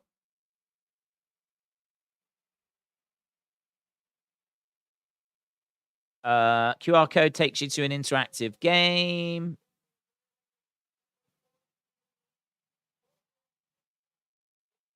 The other thing as well is, has anyone actually tried when you play the game? Time to play the game. When you play the game, and there is the game, can you take the rabbit anywhere? What happens if the rabbit gets burnt? Has anyone burnt the rabbit? Burn the rabbit and see what happens. I'll play the game. We're backstage with Sammy. We've got Ricochet in a Rock t-shirt. Tagged you on Twitter, says Cobra. Thank you.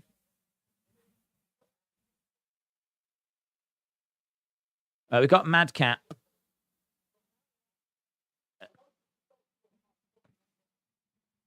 When you disrespect me, you disrespect the bloodline.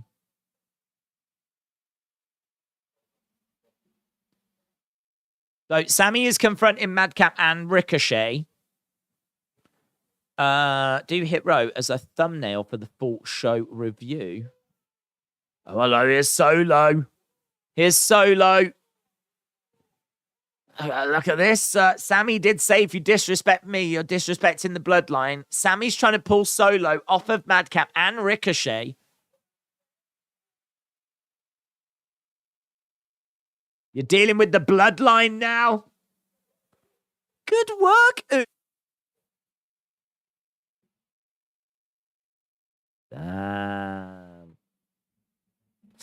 New York State of Mind said WWE Shop is selling White Rabbit t-shirts. I tell you what, man, he just went mental on him. Solo Sikoa just absolutely destroyed Ricochet and Madcap. So Ricochet and Madcap disrespecting Sammy. And Solo attacks. I just did the QR game. I got Patricide as my words. Doesn't seem like anyone's getting any different words. Cole was the word that was coming back earlier, though. Cole was the word that was coming back earlier. They played the Rabbit song during the commercial break. Oh. Do you think WWE Shop selling SummerSlam bait-in shorts that Marseille wore? I think they should sell some things that Maximum Male models wear, yes. They should. There's been some lovely items, actually. So, yes. The words that fit around the door are "let me in." The words that fit around the door? What do you mean? The words that fit around the door? There's words around a door.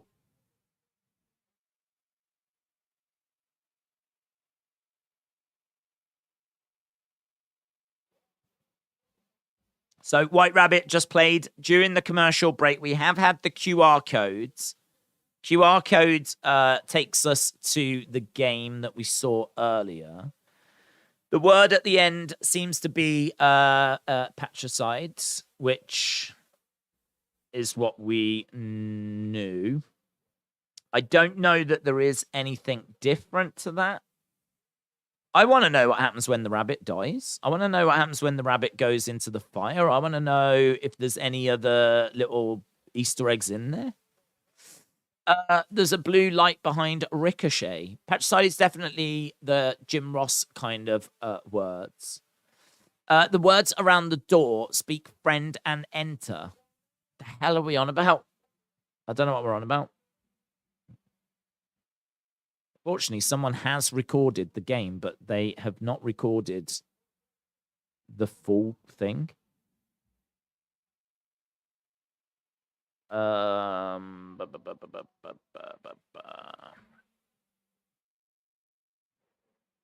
Yeah. I want to see this door. I don't know what people are referring to, but I want to see this this door. Patricide, the killing of one's father. If you hit the white blocks or the fire, you just respawn, said Wolfie. Right. Okay. Well, at least we know. At least we know now. So I appreciate that.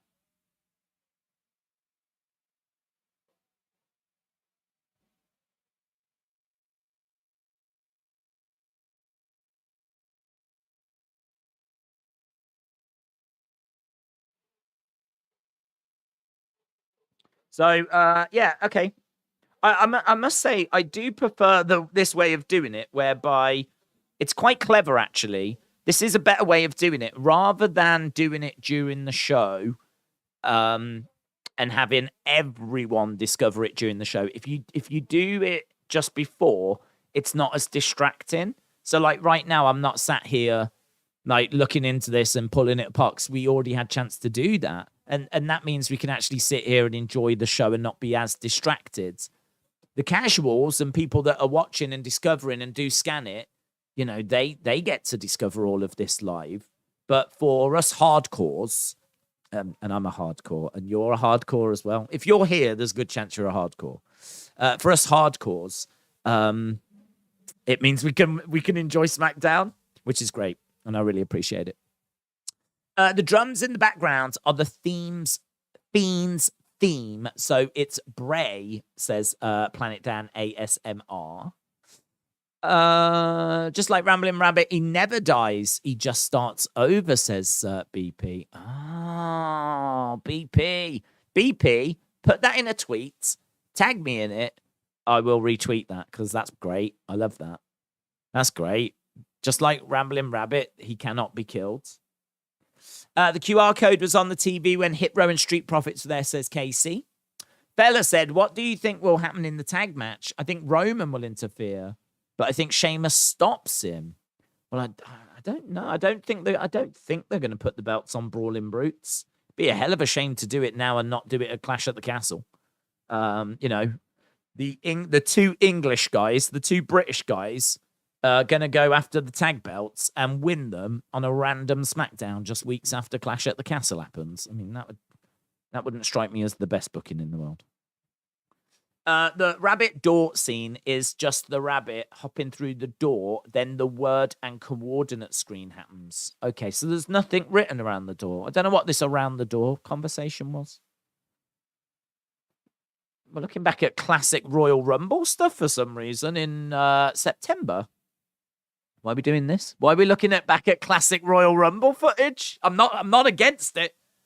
I am against looking at this one though, because I really thought Davey had won.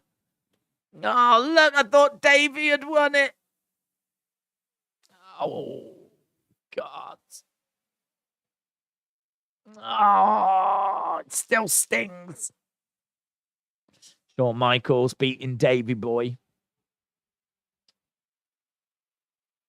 Shane said, / feed your head now turns into / TikTok. It does. And TikTok does make me think Carrion. I mean, that's another Carrion link. So that one makes me think more Carrion. The reason we showed that footage is because Royal Rumble tickets are now on sale. So looked back at some classic Rumble stuff.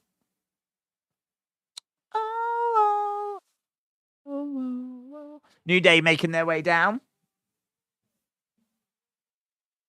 Next Friday, those tickets are available. So Rumble tickets available next Friday, and it is at San Antonio.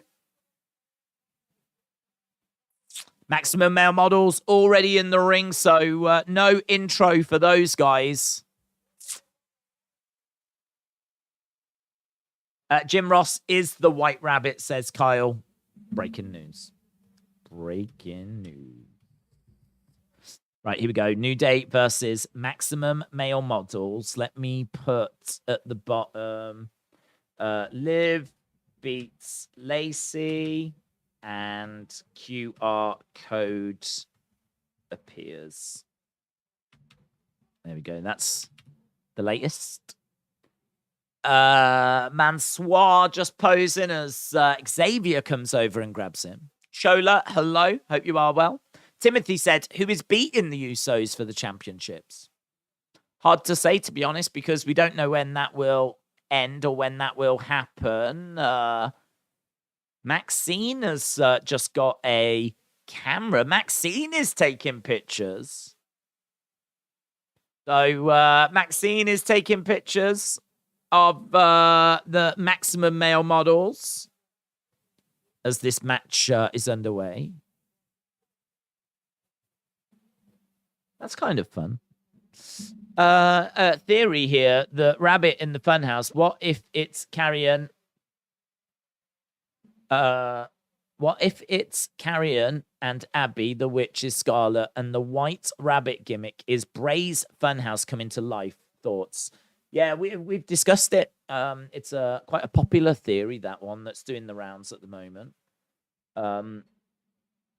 So yeah, we have debated that one. I think it's a cool idea. I don't think there's much that's linking to that, though. I don't think there's much that's making me go, yeah, this is a new faction, or this is the return of like a Wyatt family. But there's definitely a few little links in there to Carrion in particular. Big question. Who's going to beat Roman? We answered that earlier. Richard said, can't wait for Max to turn into LA Knight. WWE Fan 1000 said, where even is Corbin? Did JBL even take him? Oh, my God. What if it's Corbin? You're absolutely right. Corbin is someone that never crossed my mind. But Corbin did go away. He is now seemingly in line for a big refresh. So, and Corbin would love to throw. How much would Corbin love to throw you off the scent? Is that not just the most Baron Corbin thing? Xavier gets a roll up. Corbin's a great shout, you know. It's a great shout. It's not Corbin. No, you're missing the point. I'm not saying that Corbin is going to be the White Rabbit. I'm saying that he's making you think White Rabbit is all these things, and then he's going to come out and laugh at you. Oh, hang on. We've got Max Dupree taking off his jacket. Max Dupree is upset, and Max Dupree is walking away. Max Dupree is walking away. Oh my God, we've got drama here. So Maximum Male Models have lost, and then Max Dupree freaks.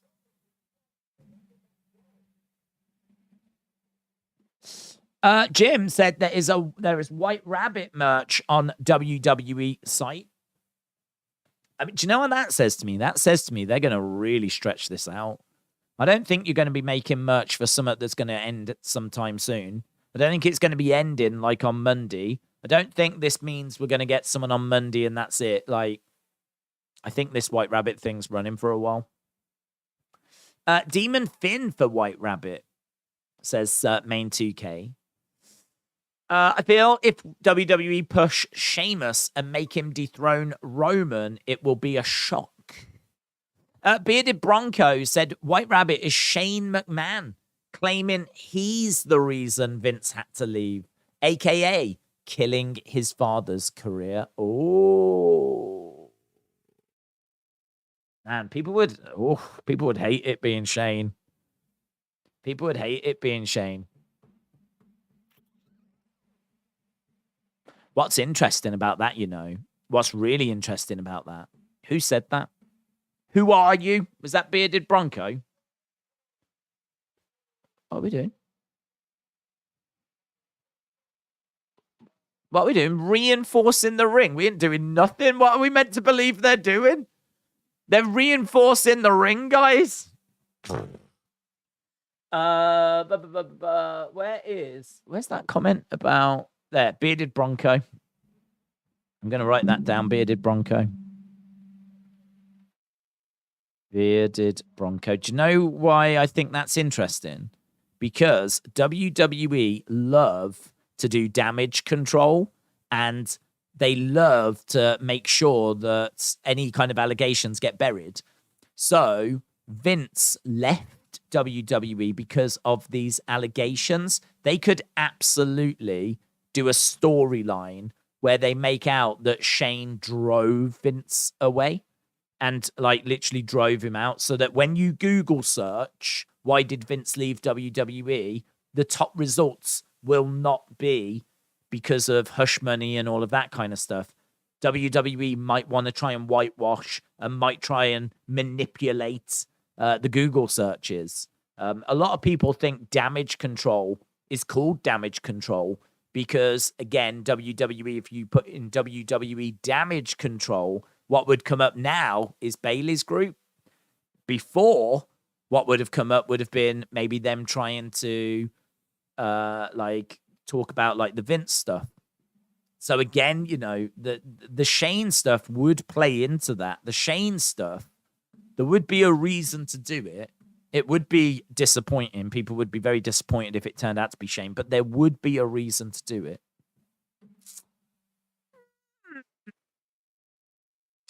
What if it is Dominic's new gimmick? Only wondering because of the end your father's career. Yeah. I mean, I don't know. I mean, yeah, it's a good thought. It's a good thought. That's a good thought. The coordinates remind me of the swamp match scene, says Gavin. What do you mean? What do you mean? Because, like, did Braun need coordinates to get to that?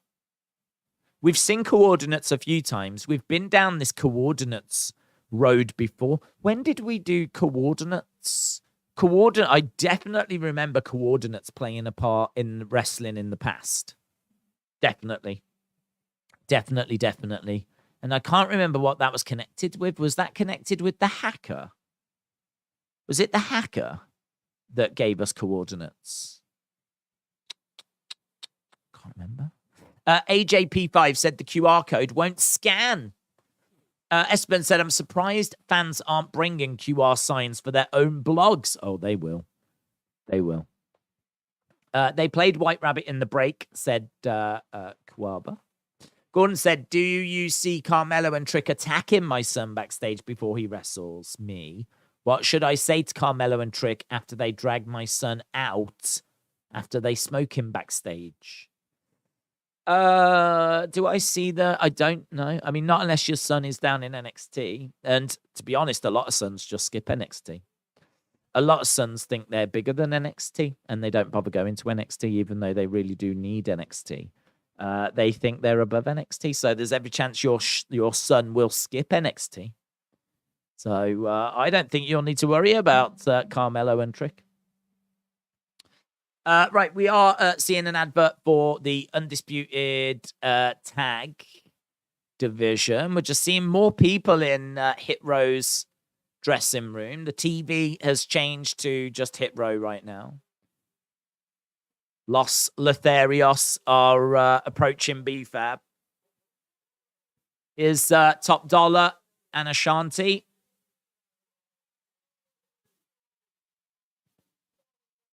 Okay, Los Lotharios being shooed away.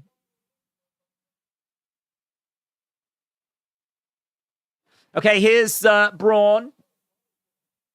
So Los Lotharios trying to hit on BFAB. The red light by the table that the QR code was on. A red light, or was that red tablecloth? Braun Strowman making his way down. So, Los Lotharios.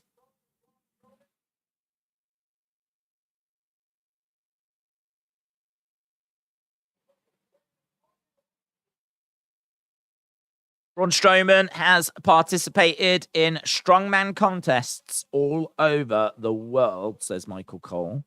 Just putting over how strong Braun is. Braun. So it's going to be Braun against Otis. That's what we've got now. Question, does Kofi Kingston become a champion again? I don't think so. I think that was a moment that got him there, the Kofi Mania. I don't think we'll get a chance to revisit that. Otis versus Braun, and next commercial break will be halftime scores. We are also 23 minutes away from whatever is coming up in regards to White Rabbit. Think it's just going to be that code again. What if it is Nikki's new gimmick? We saw her throw her mask at Doudrop, said WWE fan. Yep. I think it's right. That's under consideration. Primo said, I think a lot of fans are confident Liv will retain, but is anyone talking about the stare down between Ronda and Shayna? Maybe Shayna costs Liv. Maybe Shayna costs Ronda. Tail of the tape. Wow, tail of the tape. Tail of the tape. Don't get them often, if ever. So a breakdown in the stats that would get in between Otis and Braun. It's kind of interesting. Shows what both guys can bench. Braun can bench 585. And Otis can bench 545. What's that in kilograms? What's that in kilograms? I have to work in kilograms. 545 pounds to kilograms is, jeez, 247 kilograms. That's amazing. That's amazing. Cole, it's staring you in the eyes. It's a Bible verse. If your enemy is hungry, then feed him. If he is thirsty, give him something to drink. In doing this, you will heap burning coals on his head. I'm not sure. I'm not sure. I really think Cole is... I'm leaning more towards that being what you get when you've been naughty. And then, like, you do it again, and then you get, like, the correct answer. I'm leaning to that one. I don't really get that Bible verse, to be honest. I'll read it again. Hang on. I'm going to read that again whilst you lot can do... Oh, I was going to say halftime scores, but we're not quite there. Oh, into the ring post. Otis drives Braun. Thank you. All right, I think it's halftime scores now. So let's do... Is it? No, this match is continuing. I thought it was at halftime. I want to read this thing again. And I was going to have you lot do halftime scores. But we're not at commercial break yet. Discus lariat there by Otis. Braun goes down. Is the SmackDown entrance LED floor or is it just reflective? I think it's just reflective. I don't believe it's an LED floor. It normally tends to be a shiny, like, black floor. Otis drives into Braun. Braun goes down to his knees. Otis getting more offense in here than I was expecting. Braun goes down. Coincidence, White Rabbit song after Alexa on Raw. Looks like that could be 9:23 after the Braun match. Connections. Are these coincidences adding up, says Derek. Well, we don't know. I mean, listen, is this match going to go all the way to 9:23? I don't think it will. I don't think we'll get 20 minutes out of this. Spinebuster by Braun on Otis. Otis rolls out the ring. He's on the edge of the ring. Days, wasn't Dominic going to be changed to a prince at one time? The rumor was he was going to be Prince Mysterio. Yes, Prince Mysterio. On 9/23/18, the Fiend attacked Braun, said BMST. Interesting. I can't get over the what if it's Big Swole comment. That's absolutely hilarious, says Kyle, as Otis is charged into the commentary table. Otis on top of the commentary table. Is this the longest we've ever gone without a commercial break, or is it just me? Oh, God, Otis thrown into the edge of the ring. Chad Gable is holding onto the leg of Braun. Gable thrown over the barricades into the timekeeper's area. Braun stepping into the ring.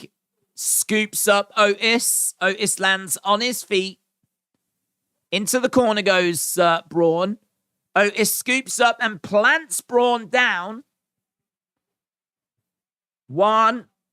It's just a one count. It's just a one count. William said, I know Loomis is here, but come on. He has not actually debuted on the main roster yet. It's weird how there's been no commercial. I know, yeah. It's taken forever.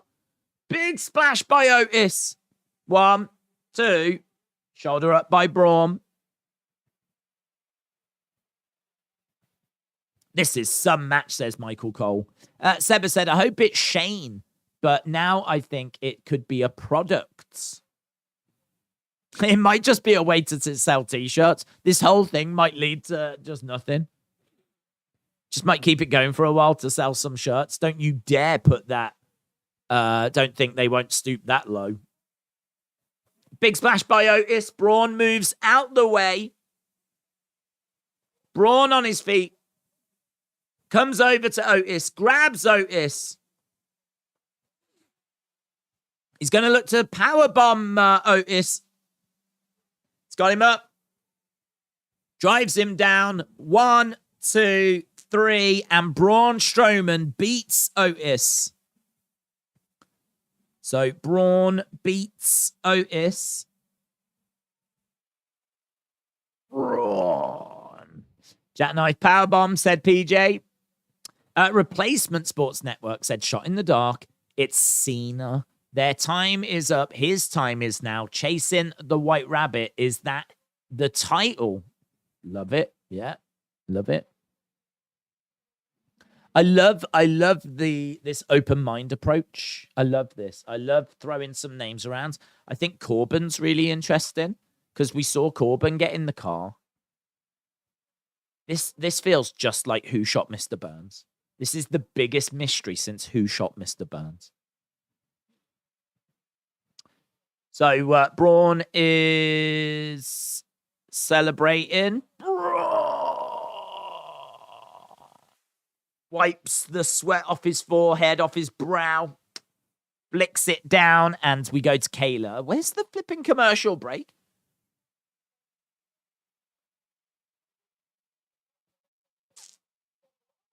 Brawling Brutes are going to be talking to Kayla. Friday night.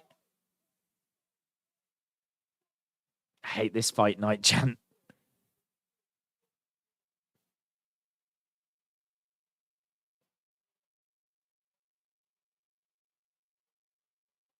The Bloodline face an uphill battle. I think if Pete Dunne's got Butch has got a shaved head, I think that'll work for him, you know. Mitchell said, is Braun doing the power bomb? Is Braun doing the power bomb as his finisher? WWE saying they can do AEW's Wardlow better. It's starting to feel that way. I don't think so. I don't think so. I don't think so. You could make that connection.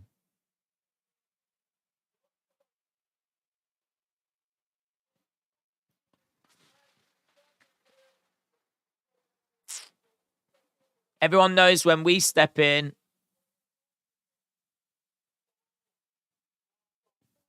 they know they'll get banger after banger after banger.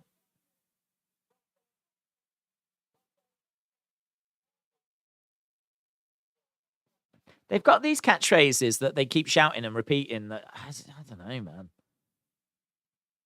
I don't know. Saying fight night, banger after banger after. I don't know. They're not really landing for me. They might as well call them the Catchphrase Kings rather than the Brawling Brutes. Catchphrases. Dun, dun, right.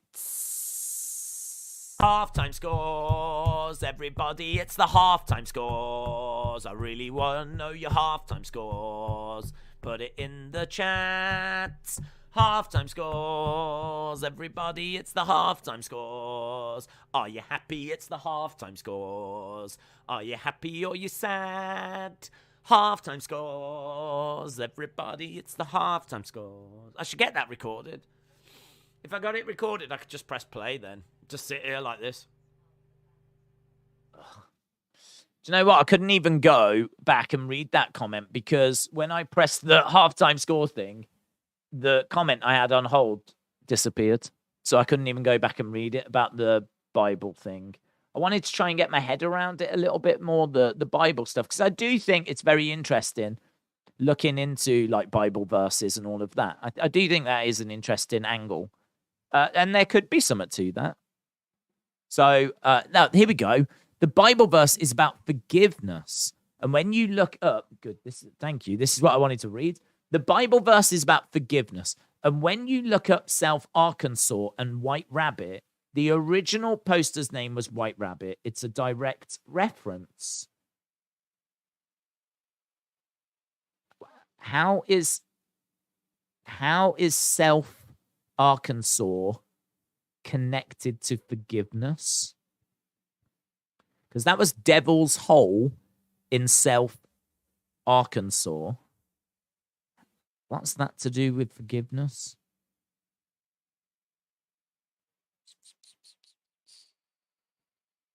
The stuff being about forgiveness is interesting, but I don't know how that connects with that South Arkansas one.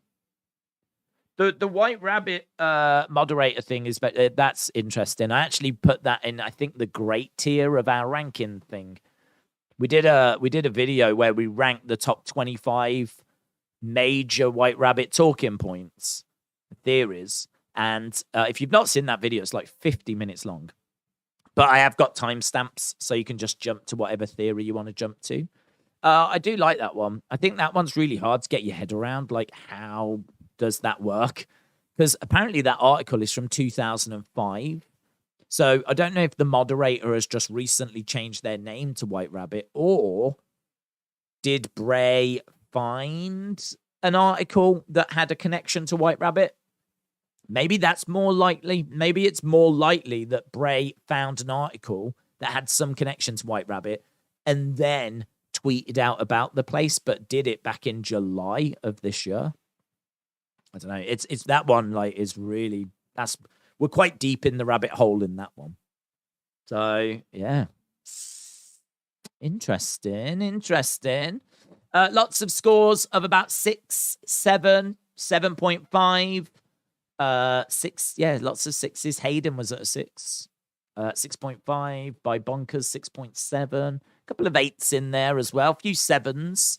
But yeah, it feels like this show is maybe a show that people are fairly enjoying. I don't think anyone's down on it, but I don't know that it is grabbing people like all the White Rabbit stuff is grabbing people. Mitchell said, everyone should read the Bible more. It's a really good book. It's a bestseller. Yeah. I think it sold more than 50 Shades of Grey, which, I mean, that book did numbers, man. So to sell more than 50 Shades of Grey, I wouldn't get the two confused. If you're having a kinky evening with your partner, you know, you might want to read them 50 Shades of Grey. Don't accidentally grab a Bible. I mean, there could be some kinky stuff in there. I'm not sure. I was mentioning South Arkansas as a separate point. Oh, okay. Sorry, I thought you said that. Okay, got you. Yeah, that stuff being about forgiveness in the Bible, I think, is interesting. I think there's definitely theories that are kind of like, I'm waiting to get fleshed out a bit more. I feel like that one is an interesting theory that maybe needs a few more connections to it, or needs to get just fleshed out a little bit more. But it's one that's definitely worth parking and having around, because you could expand on it, definitely. Yeah, I think Bible could be very interesting. Could be a way to go. But it's got to be Kane. It's Karrion Kross. I've got a joke. Do you want to hear it? Go for it. Are we sure that 9:23 is only referring to a date? Well, we're not at 9:23 yet. We're still only quarter past. So we've got 8 minutes. 8 minutes to go. Drew has come out with a strap. So either that's Braun Strowman's belt or he's about to propose a strap match. I said since the beginning it's a Cross rebrand, said Houston. Why are people saying Cross? Well, I don't understand where all this Cross stuff just exploded from. Oh, is that because this segment is going to feature Cross and we're thinking that it won't be done within 7 minutes?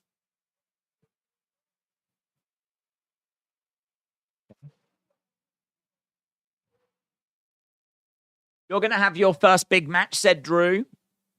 He's dropped the sword. He's going to spank people instead. Instead, says Rob. Rob, shout out to you. It was all thanks to Rob. It was Rob that sent through that image that showed the alternative words and showed it wasn't just Cole at the end. So big shout out to Rob. I keep forgetting what the word is.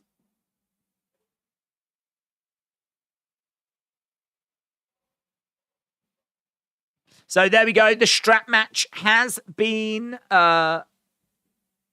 proposed. And here comes Carrion, a.k.a. White Rabbit.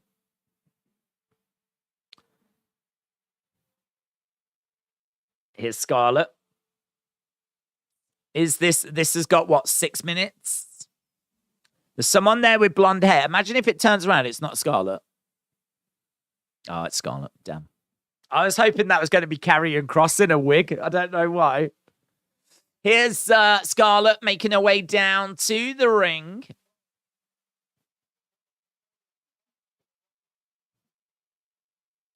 It's a swerve having Kross on screen at 9:23. He might not be because he's attacking Drew right now. Are we going to get 5 minutes out of this? Into the ring post goes Carrion. Scarlett watches on. Honestly, what I'm expecting is I'm expecting a QR code in the crowd. That's what I'm expecting at 9:23. I'm expecting the QR code. Carrion has got. He can get his hand out of that. That was so loose. That was so loose. He can easily get his hand out of it. And he whips him with the strap. Oh. Ernesto, shout out to you. Really appreciate the support. I don't even know what CRC is. What is that? Oh man, he whips him again. Ernesto said, the same reason you don't know there is a kinky book in the Bible called the Song of Songs is why you didn't know Moses didn't speak in public. It was Aaron on his behalf. Thus, MJF is better than Moses. Read your Bible. Aaron, shout out. Ernesto, shout out to you. I really appreciate the support, dudes. Really appreciate the support. You're telling me there's a kinky book in the Bible called the Song of Songs? Oh my God. Fire by Scarlett. Scarlett with a fireball. Didn't they do that to Keith Lee? Do you remember? Did Keith Lee open up a thing and like fireball came out? So she's got a history with that. So she fired something towards Drew, like some kind of fireball. I tell you, right now, I want to turn this off and I just want to get stuck into the Song of Songs. That's what I want to do. Ernesto, I didn't realize the Bible was so filthy. Where are we? We've got 3 minutes. Imagine if 9:23 is a commercial break. Imagine that 9:23 is a commercial break. What if they've bought a commercial?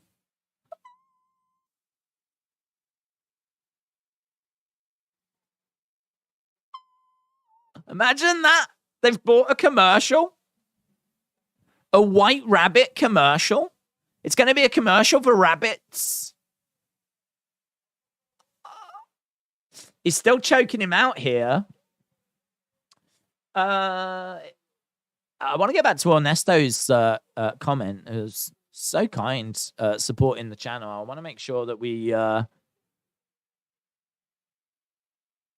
this is what we wanted, and you fell for it. Let it go.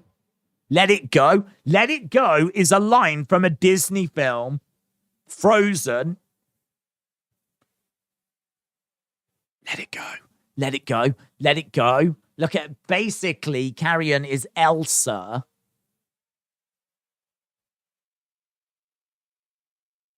Man, they really should have figured out if 923 was going to be a flipping commercial or not. They really should have figured that out.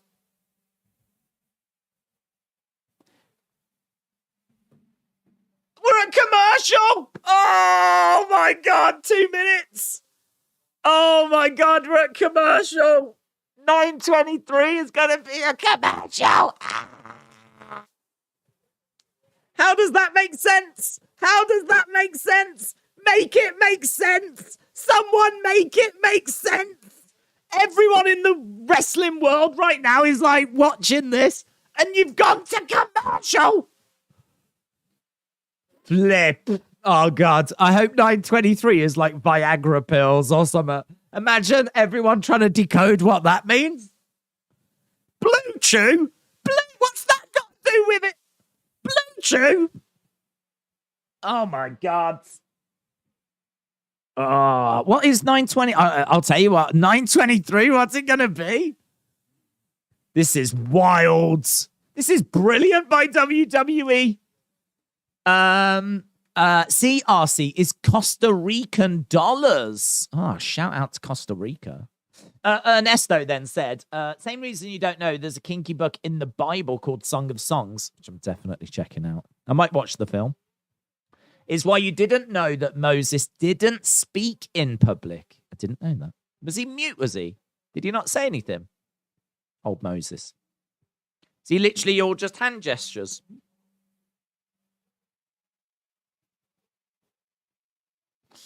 That's my impression of Moses. It was Aaron on his behalf. What, that spoke? MJF is better than Moses. Yeah, I believe that. Read the Bible. Listen, Song of Songs. I'll tell you what, your kind donation is going to get me a copy of... I don't want the whole Bible. Do you know what I mean? Not feeling the whole thing. But can you just get like the that bit? The Song of Songs bit. I'll invest in that. And then he arose. Bow, bow, wow, waka, waka, waka, bow, waka, wow. Oh, Jesus. Bow,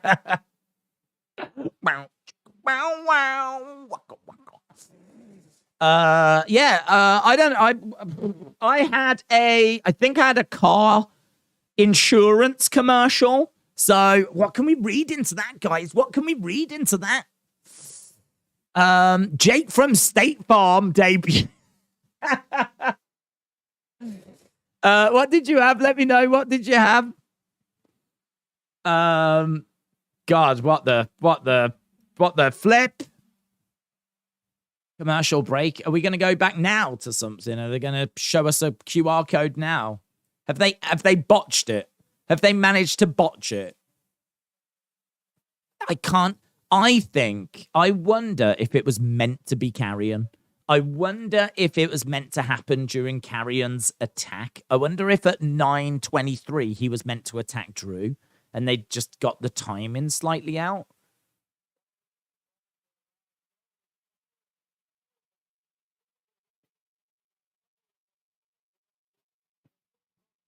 Fireball was fired. They don't know how to tell the time. I said 9:23 is today's date. Wasn't always to do with time.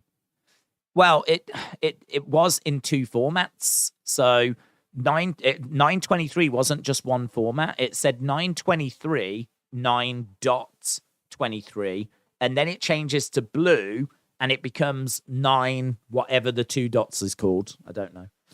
9, 2 dots, 23. So it was actually written in 2 different formats. So that's why it looked like it was date and time.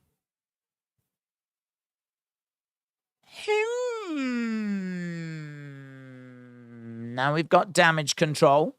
3 Diglets said 9:23 and 9:23. 9:23 Central. Where is the friend? Said Dragon Pizza. We're all here, Dragon Pizza. We're all your friends. Don't worry about it. We're here. Panic over. Kai making her way down to the ring. Wait, what? Why not Bray? Said Little Dudes. Wasn't expecting Bray today. Thought there would be another code. And in all fairness, there has been. I was expecting at 9:23 a sign in the crowd. That's what I was expecting. With another QR code. It leaked earlier, so we've already got it and had it. But, yeah, disappointing that we were at commercial break. Lol.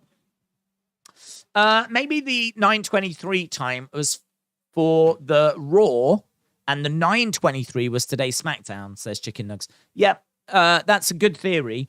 The only thing is the time format was in blue. So that's what made it look like that related to today. So, yeah. Right, we've got Raquel versus Dakota right now. Raquel versus Dakota. Well, that was all a little underwhelming, wasn't it? Bobby Fish debut. Right, I want to make sure I get these super chats and I don't miss them. 3 digits. Shout out to you. And of course, Ernesto. Shout out to you as well, my friend. What about Alexa Bliss Fireball to Orton? Yeah. Me too. I'm guessing something for the live crowd, maybe. Oh, that's a good point, actually. I mean, that would have made sense if they'd have played White Rabbit during that commercial. That would have been a great time to have played White Rabbit. I don't know what Twitter is saying. If you do see anything, then let us know. They've already played White Rabbit. Here's Shotzi coming down. Shotzi making her way down to take out Bailey. Bobby Fish has debuted on Impact, apparently. Raquel picks up the win against Dakota. Raquel pins Dakota. Shotzi came down. They're not giving this much time, are they? I mean, this is all a bit wild. Haven't really had a chance to get our feet under the table with this one. So, yeah, we've got a mass brawl right now. Maybe Carrion will be part of Wyatt 6, Bray, Alexa Carrion, Scarlett, and 2 more, said Scott. So. Raquel wins. And then we get a big brawl. Days White Rabbit is Gecko from Geico, said Giga Chads. The entrance Titantron looks like it had a square door, says Sean. Listen, we might not be done with this. There's another QR code on the table. QR code on the table. Bing, bing, bing, bing, bing, bing. Everyone spotted it. That's super obvious, but it is right there. Just as I was saying, I don't think we're done because there was 2 the other day. There's the next one. 7 minutes out. 7 minutes out. You had one job, WWE. You had one job. Right, where did that one take us, guys? All you QR code stands out there. Where does that one take us? And does it take you to the same place? Has it got the same words at the end? Are they different words? Is there any differences between them? So, second QR code. There was another QR code. I believe it's the QR code in the hit row room. Someone scanned that QR. I don't think that was there before. So all of those superstars, they will have seen who put that there. Who put it there? Who came in and put it on the table? Because I don't think it was there before. How many QR code scanners do you reckon got downloaded in the past week? How many mobile phones that didn't have QR code scanners on now have QR code scanners on? Podium QR codes. Larry said the 9th book of the Bible is Zephaniah's chapter 2, verse 3. What's that? I'm not scanning a QR codes, even if it is associated with WWE. My question is, why do they keep going for that specific shot in that room? I also wonder if White Rabbit has got something to do with South Arkansas. It's Rabbit Hole. Bray was also Mad Hatter for Halloween. Were chasing the rabbit and falling down the hole. That's interesting. Devil's Hole and White Rabbit and going down the hole. That's an interesting link. That's interesting.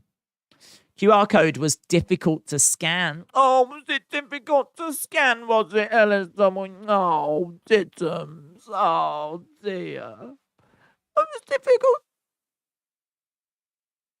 It was so difficult. Oh, dear. That's right, guys. I am a bully now. That's what I do. Another QR code. I mean, I can see it. I just can't be bothered to scan it. I hate Beat Wyatt, says that one guy. What was that on the QR code? I don't know. I'm waiting for someone that's actually been bothered to do it. I don't want to do it because I don't want to be like get too distracted. And it's ridiculous. At least if we saw one mysterious video, why keep showing the QR codes? What was the clue? It was just a QR code. It was on the table. There was one earlier that was on the screen, but I can't see anyone saying it's led them anywhere different. I can't see anyone saying anything. Joy to the world, all the White Rabbits and QR codes. Joy to you and me.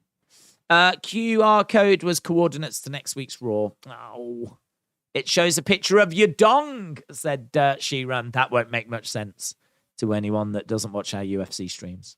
Mine said Patricide when I went through the door. Patricide, killing of one's father. Bray said he killed his dad. What did Tennessee? The same thing Arkansas, said Camilio. Nice. Very good. It was too low quality, said one Greg 7. Days Code at the Hit Row Party. James, shout out to you. They planned the White Rabbit thing before the Drew segment. Days, look up Luke 9:23. No. What does it say, dudes? I'll be interested, but I don't want to get too distracted. Hence why I've not scanned the QR code. Can I just say there was a QR code for Rumble tickets? Hang on. What if that's one? Oh my God. I'm going to scan that. I'll scan that one. I might be accidentally buying some Royal Rumble tickets. I'm not sure. But let's give that a go. I'm going to scan that and see where it takes me. Imagine if that's another one and no one scanned it because they thought it was just Rumble tickets. Here we go. Come on, please. Come on. Daddy needs a new car. Here we go. Let's click on it. It's stupid Royal Rumble tickets. I thought I was going to be a genius then. People would have been like, oh, God, that was so clever. And everyone would have thought I was cool.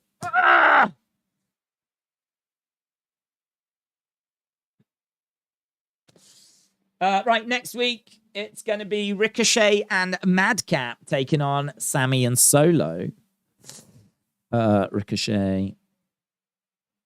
Ricochet and Madcap versus Sammy and Solo. Right, we've got, is this our main event match? I'm guessing it is. Brawling Brutes taking on the New Day. That's not even true. It's the Usos. I'm thinking about the fact we haven't seen one in the crowd. Perhaps we won't. Perhaps the 2 QR codes on this one are going to be on the screen and on the podium. And maybe we won't see one in the crowd today. I would still keep an eye out. We got 2 on Raw. We've had 2 now. So I don't think there'll be a third, but obviously still keep an eye out. The ending of the game said patricide, which means the killing of one's father, says Kassam. It's fun talking to everyone, says Timothy. That's good. That's good. Welcome. What was the QR code during the brawl? Apparently that was just the same again. It didn't take anyone anywhere different. Someone said I saw that QR code, but my phone was dying. They delivered the QR code. I'm sorry if that wasn't enough for you. So it seems like there's a few people a little disappointed that it's not led to more. I think there were people, to be honest, that were hoping that this was going to lead to the actual return of like Bray Wyatt today. I'm not disappointed with it at all. Patch side. I watched this whole show for another stupid QR code.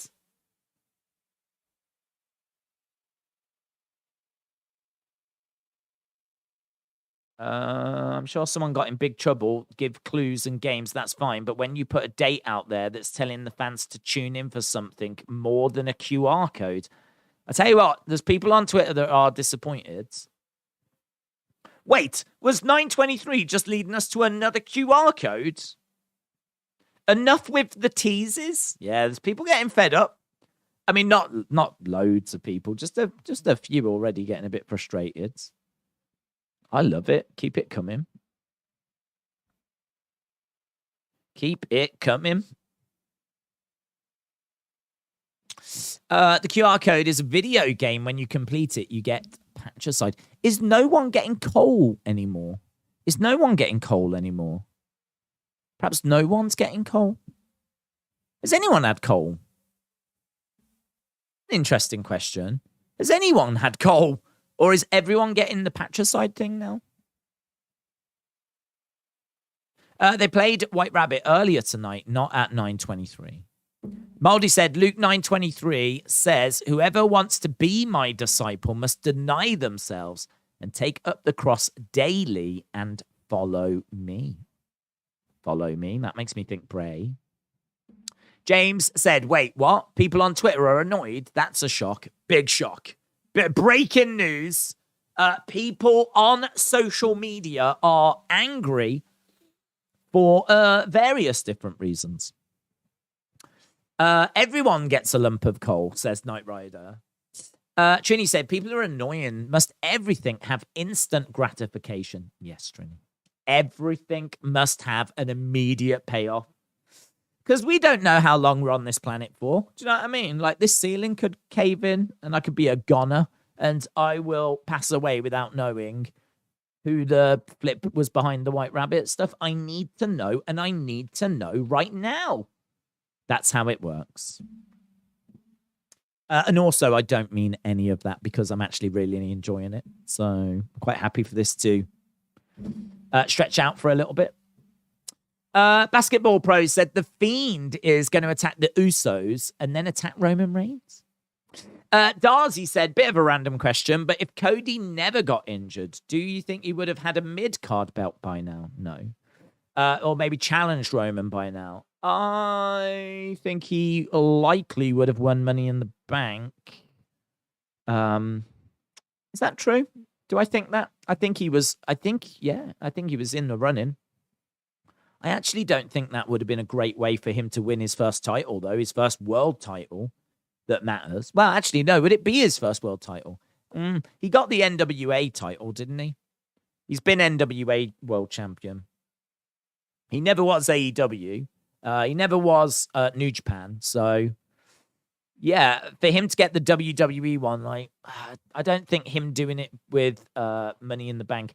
I think actually he would have to cash it in advance, which people don't really like, but I think he's a babyface, and I think that, you know, for him to do it and achieve that and get to the mountaintop, I don't think he'd want to cut any corners.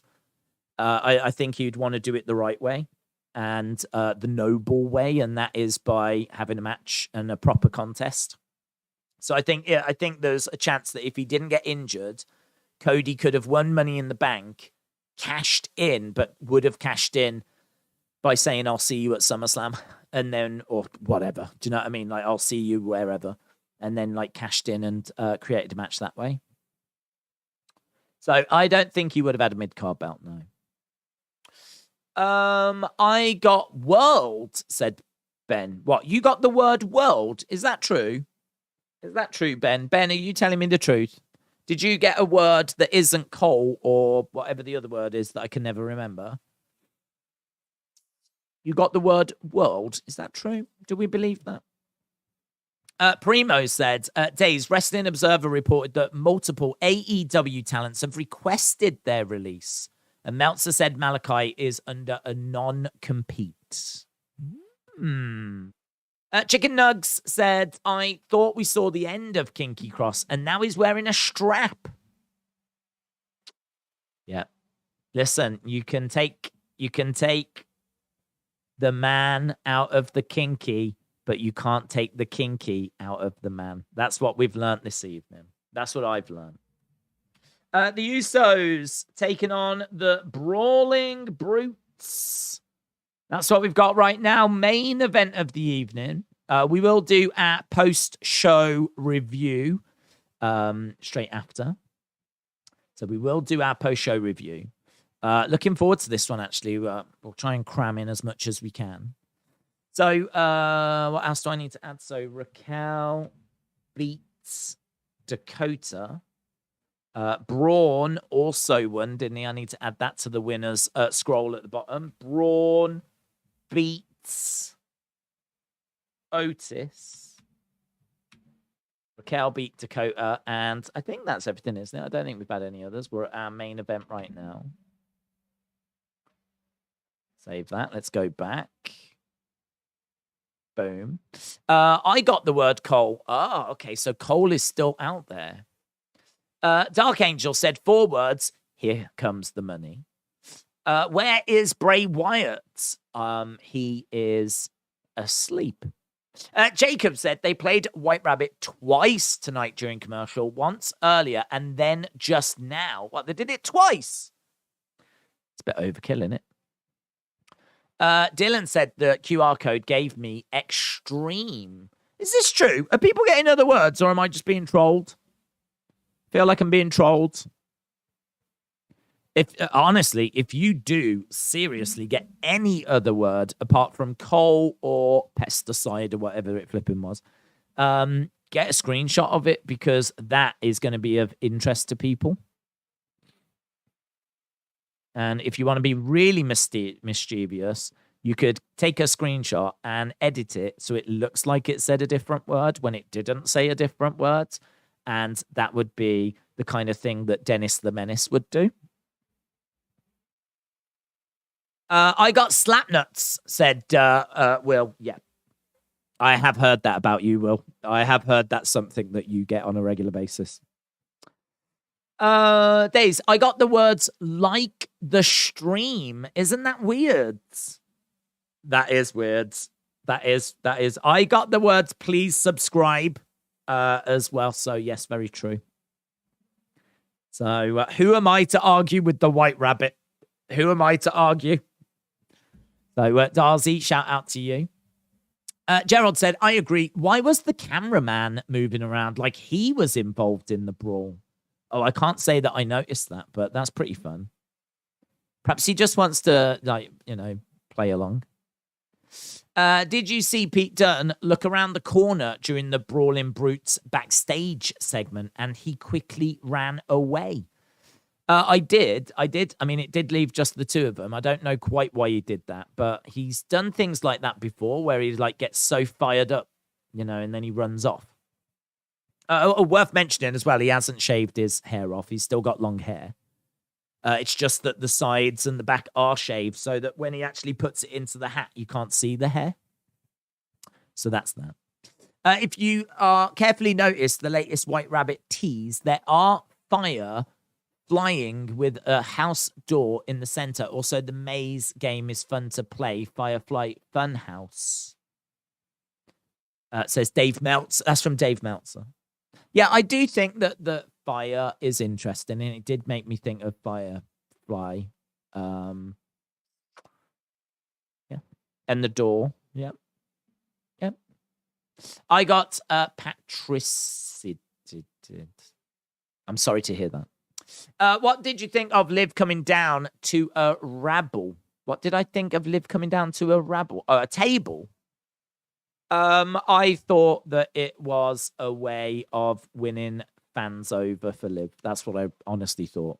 I think if you like Liv, you will have loved it. And I think if you are on the fence with Liv, I think if you don't like Liv, and there are people that don't, nothing she does is going to change your mind, right? If you like Liv, then you will have loved that segment. If you're 50-50 on Liv, I don't know how I feel about her, like this. Who doesn't love tables? And like seeing her like do some stuff like that, like, you know, it was quite an iconic moment, like in this week's show. I'd say visually, it's probably one of the most impressive things we've seen this week.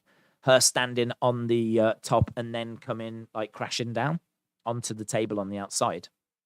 I think that was done by design so that it, you know, wins over the fans, basically. If you're 50-50, having seen that, there's a real good chance you'd go, man, that was cool. She's cool.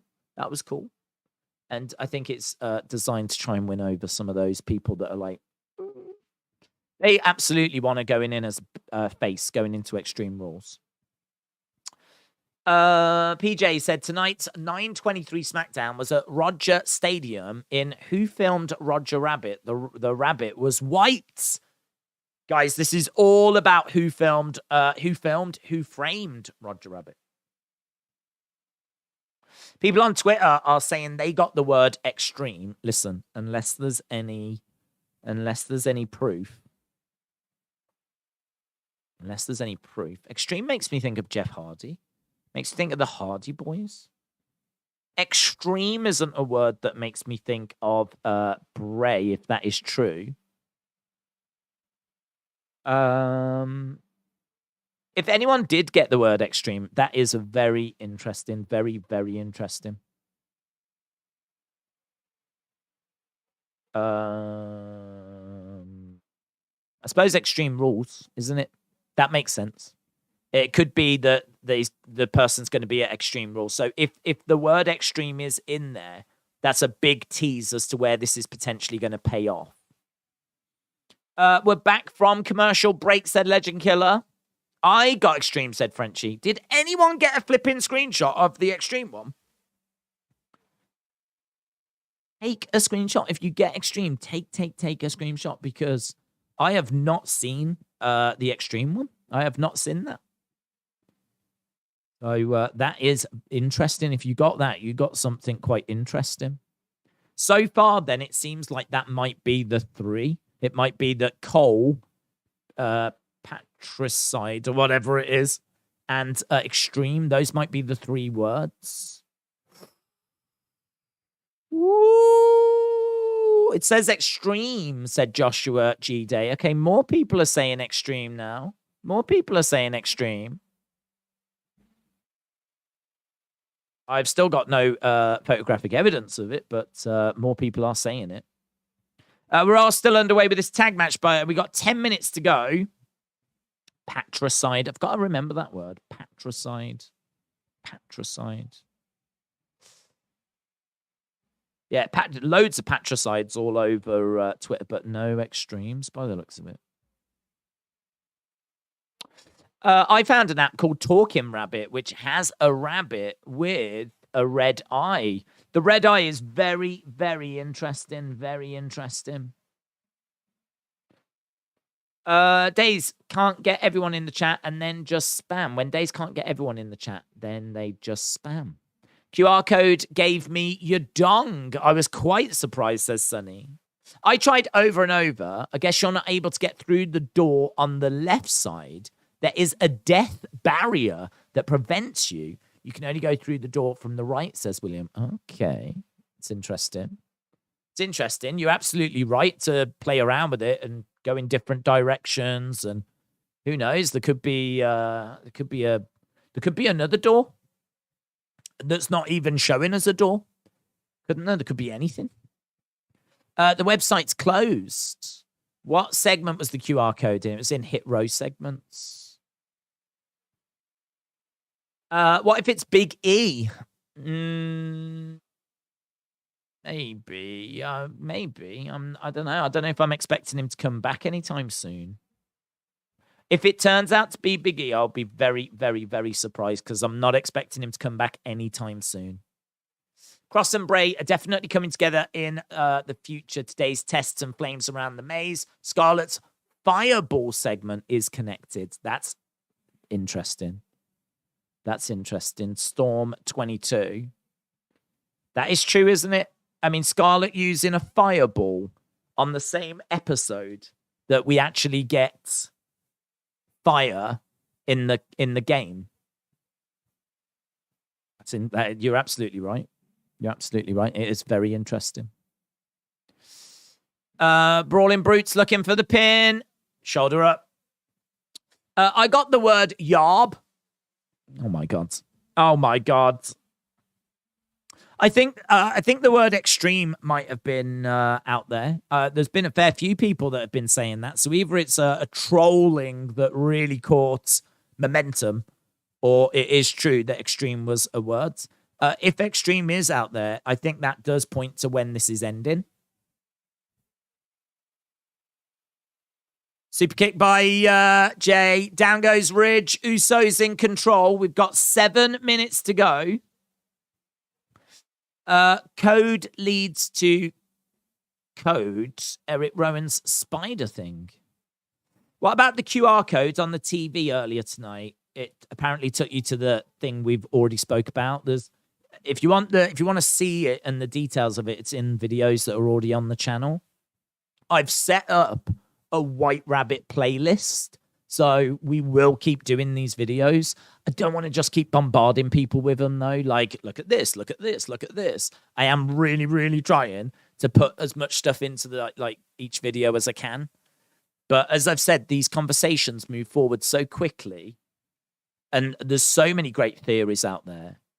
We will 100% do a White Rabbit thing on Sunday. 100%. We will do a stream where we just literally, in 48 hours, there'll be so many more theories.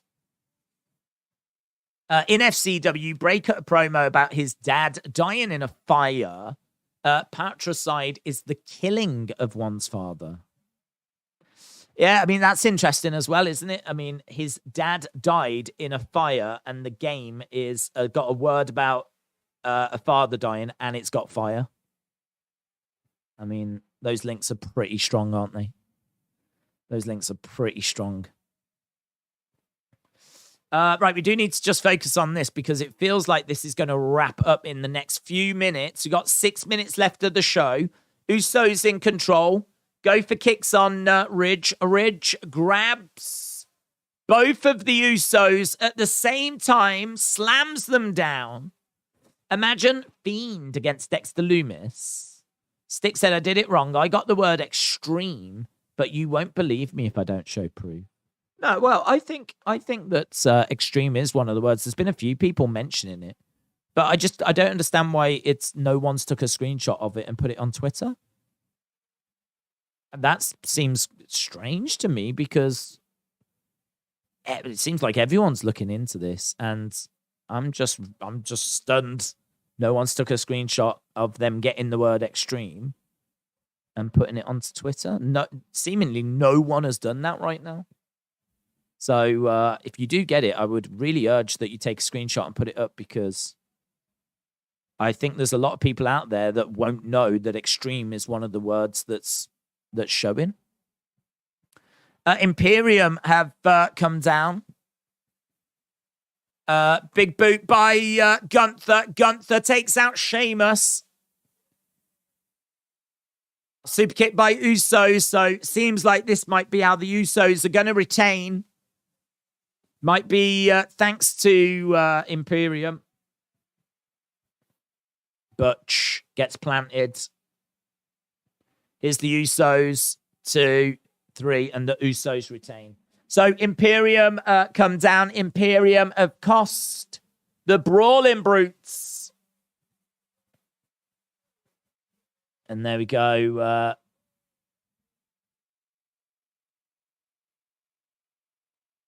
So he's celebrating with Jimmy, Sammy. I'm keeping an eye on Sammy.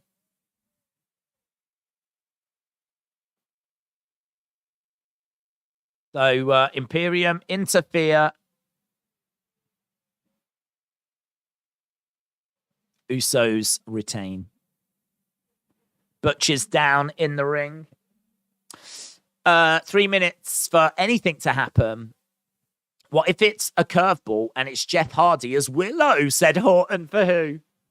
God, that would be a curveball.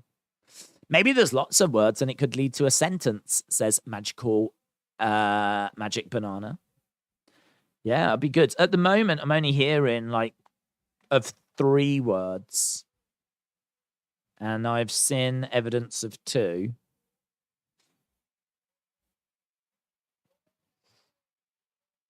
They need to get rid of Ridge Holland if he can't land moves properly. Bray Wyatt's in the crowd, said Kevin. Bray Wyatt is in the crowd. I think if he was in the crowd, everyone would be turning around and acknowledging him. This show ends with the Usos standing tall with the bloodline. So the Usos retain. I tweeted you a better picture of the podium code, said Smurfy. Thank you. 8-Bit said, where's the Fiend? Wasn't personally expecting him tonight. I was expecting there to be another tease, and that's what we got. Charles enjoyed that match. Days, I got shiniest. I've seen some tweets saying some have wizard. What, you got shiniest? Well, shiniest wizards, Tegan Knox, isn't it? But look again, patricide again. That's wild, man. That is wild. At the moment, I'm believing 3 words, but I still have not seen the extreme one. The Fiend didn't show. Time to turn on Rampage. Monday will be crazy. I think Monday might be another tease.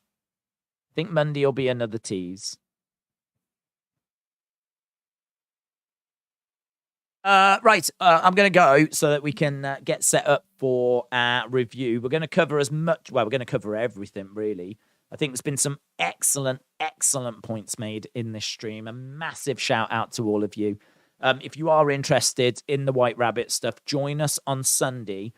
I can't tell you the exact time that we'll be doing the stream, but I can tell you that I will get it set up soon. I would imagine it will be about maybe 10 o'clock at night UK, maybe 5 Eastern. I'd say 5, 6 Eastern on Sunday. We will do a stream. We'll aim for an hour at least, but hopefully not too long since it's Sunday. People want to relax. But we'll do about an hour, and we'll just go flipping White Rabbit crazy. And we'll see where we are in about 48 hours. So, yeah, no one came back tonight. Wasn't expecting them to. We did get QR codes. The wildest thing for me was that at 9:23, we were at commercial break, which is crazy. That's crazy. Yeah, I don't know what that was about. I really, that's thrown me off a bit. But we know where we are anyway. This patricide seems to be the main focus, the major focus. And it'll be good to see if any more comes out of that. So thanks a lot for watching. Appreciate it. I will see you in 10, 15 minutes for the review. I'm going to get that set up as quick as I can. We'll break everything down. Then we'll jump into the chat, get your thoughts on things. But yeah, this is where things are right now. Awesome. Thanks for watching.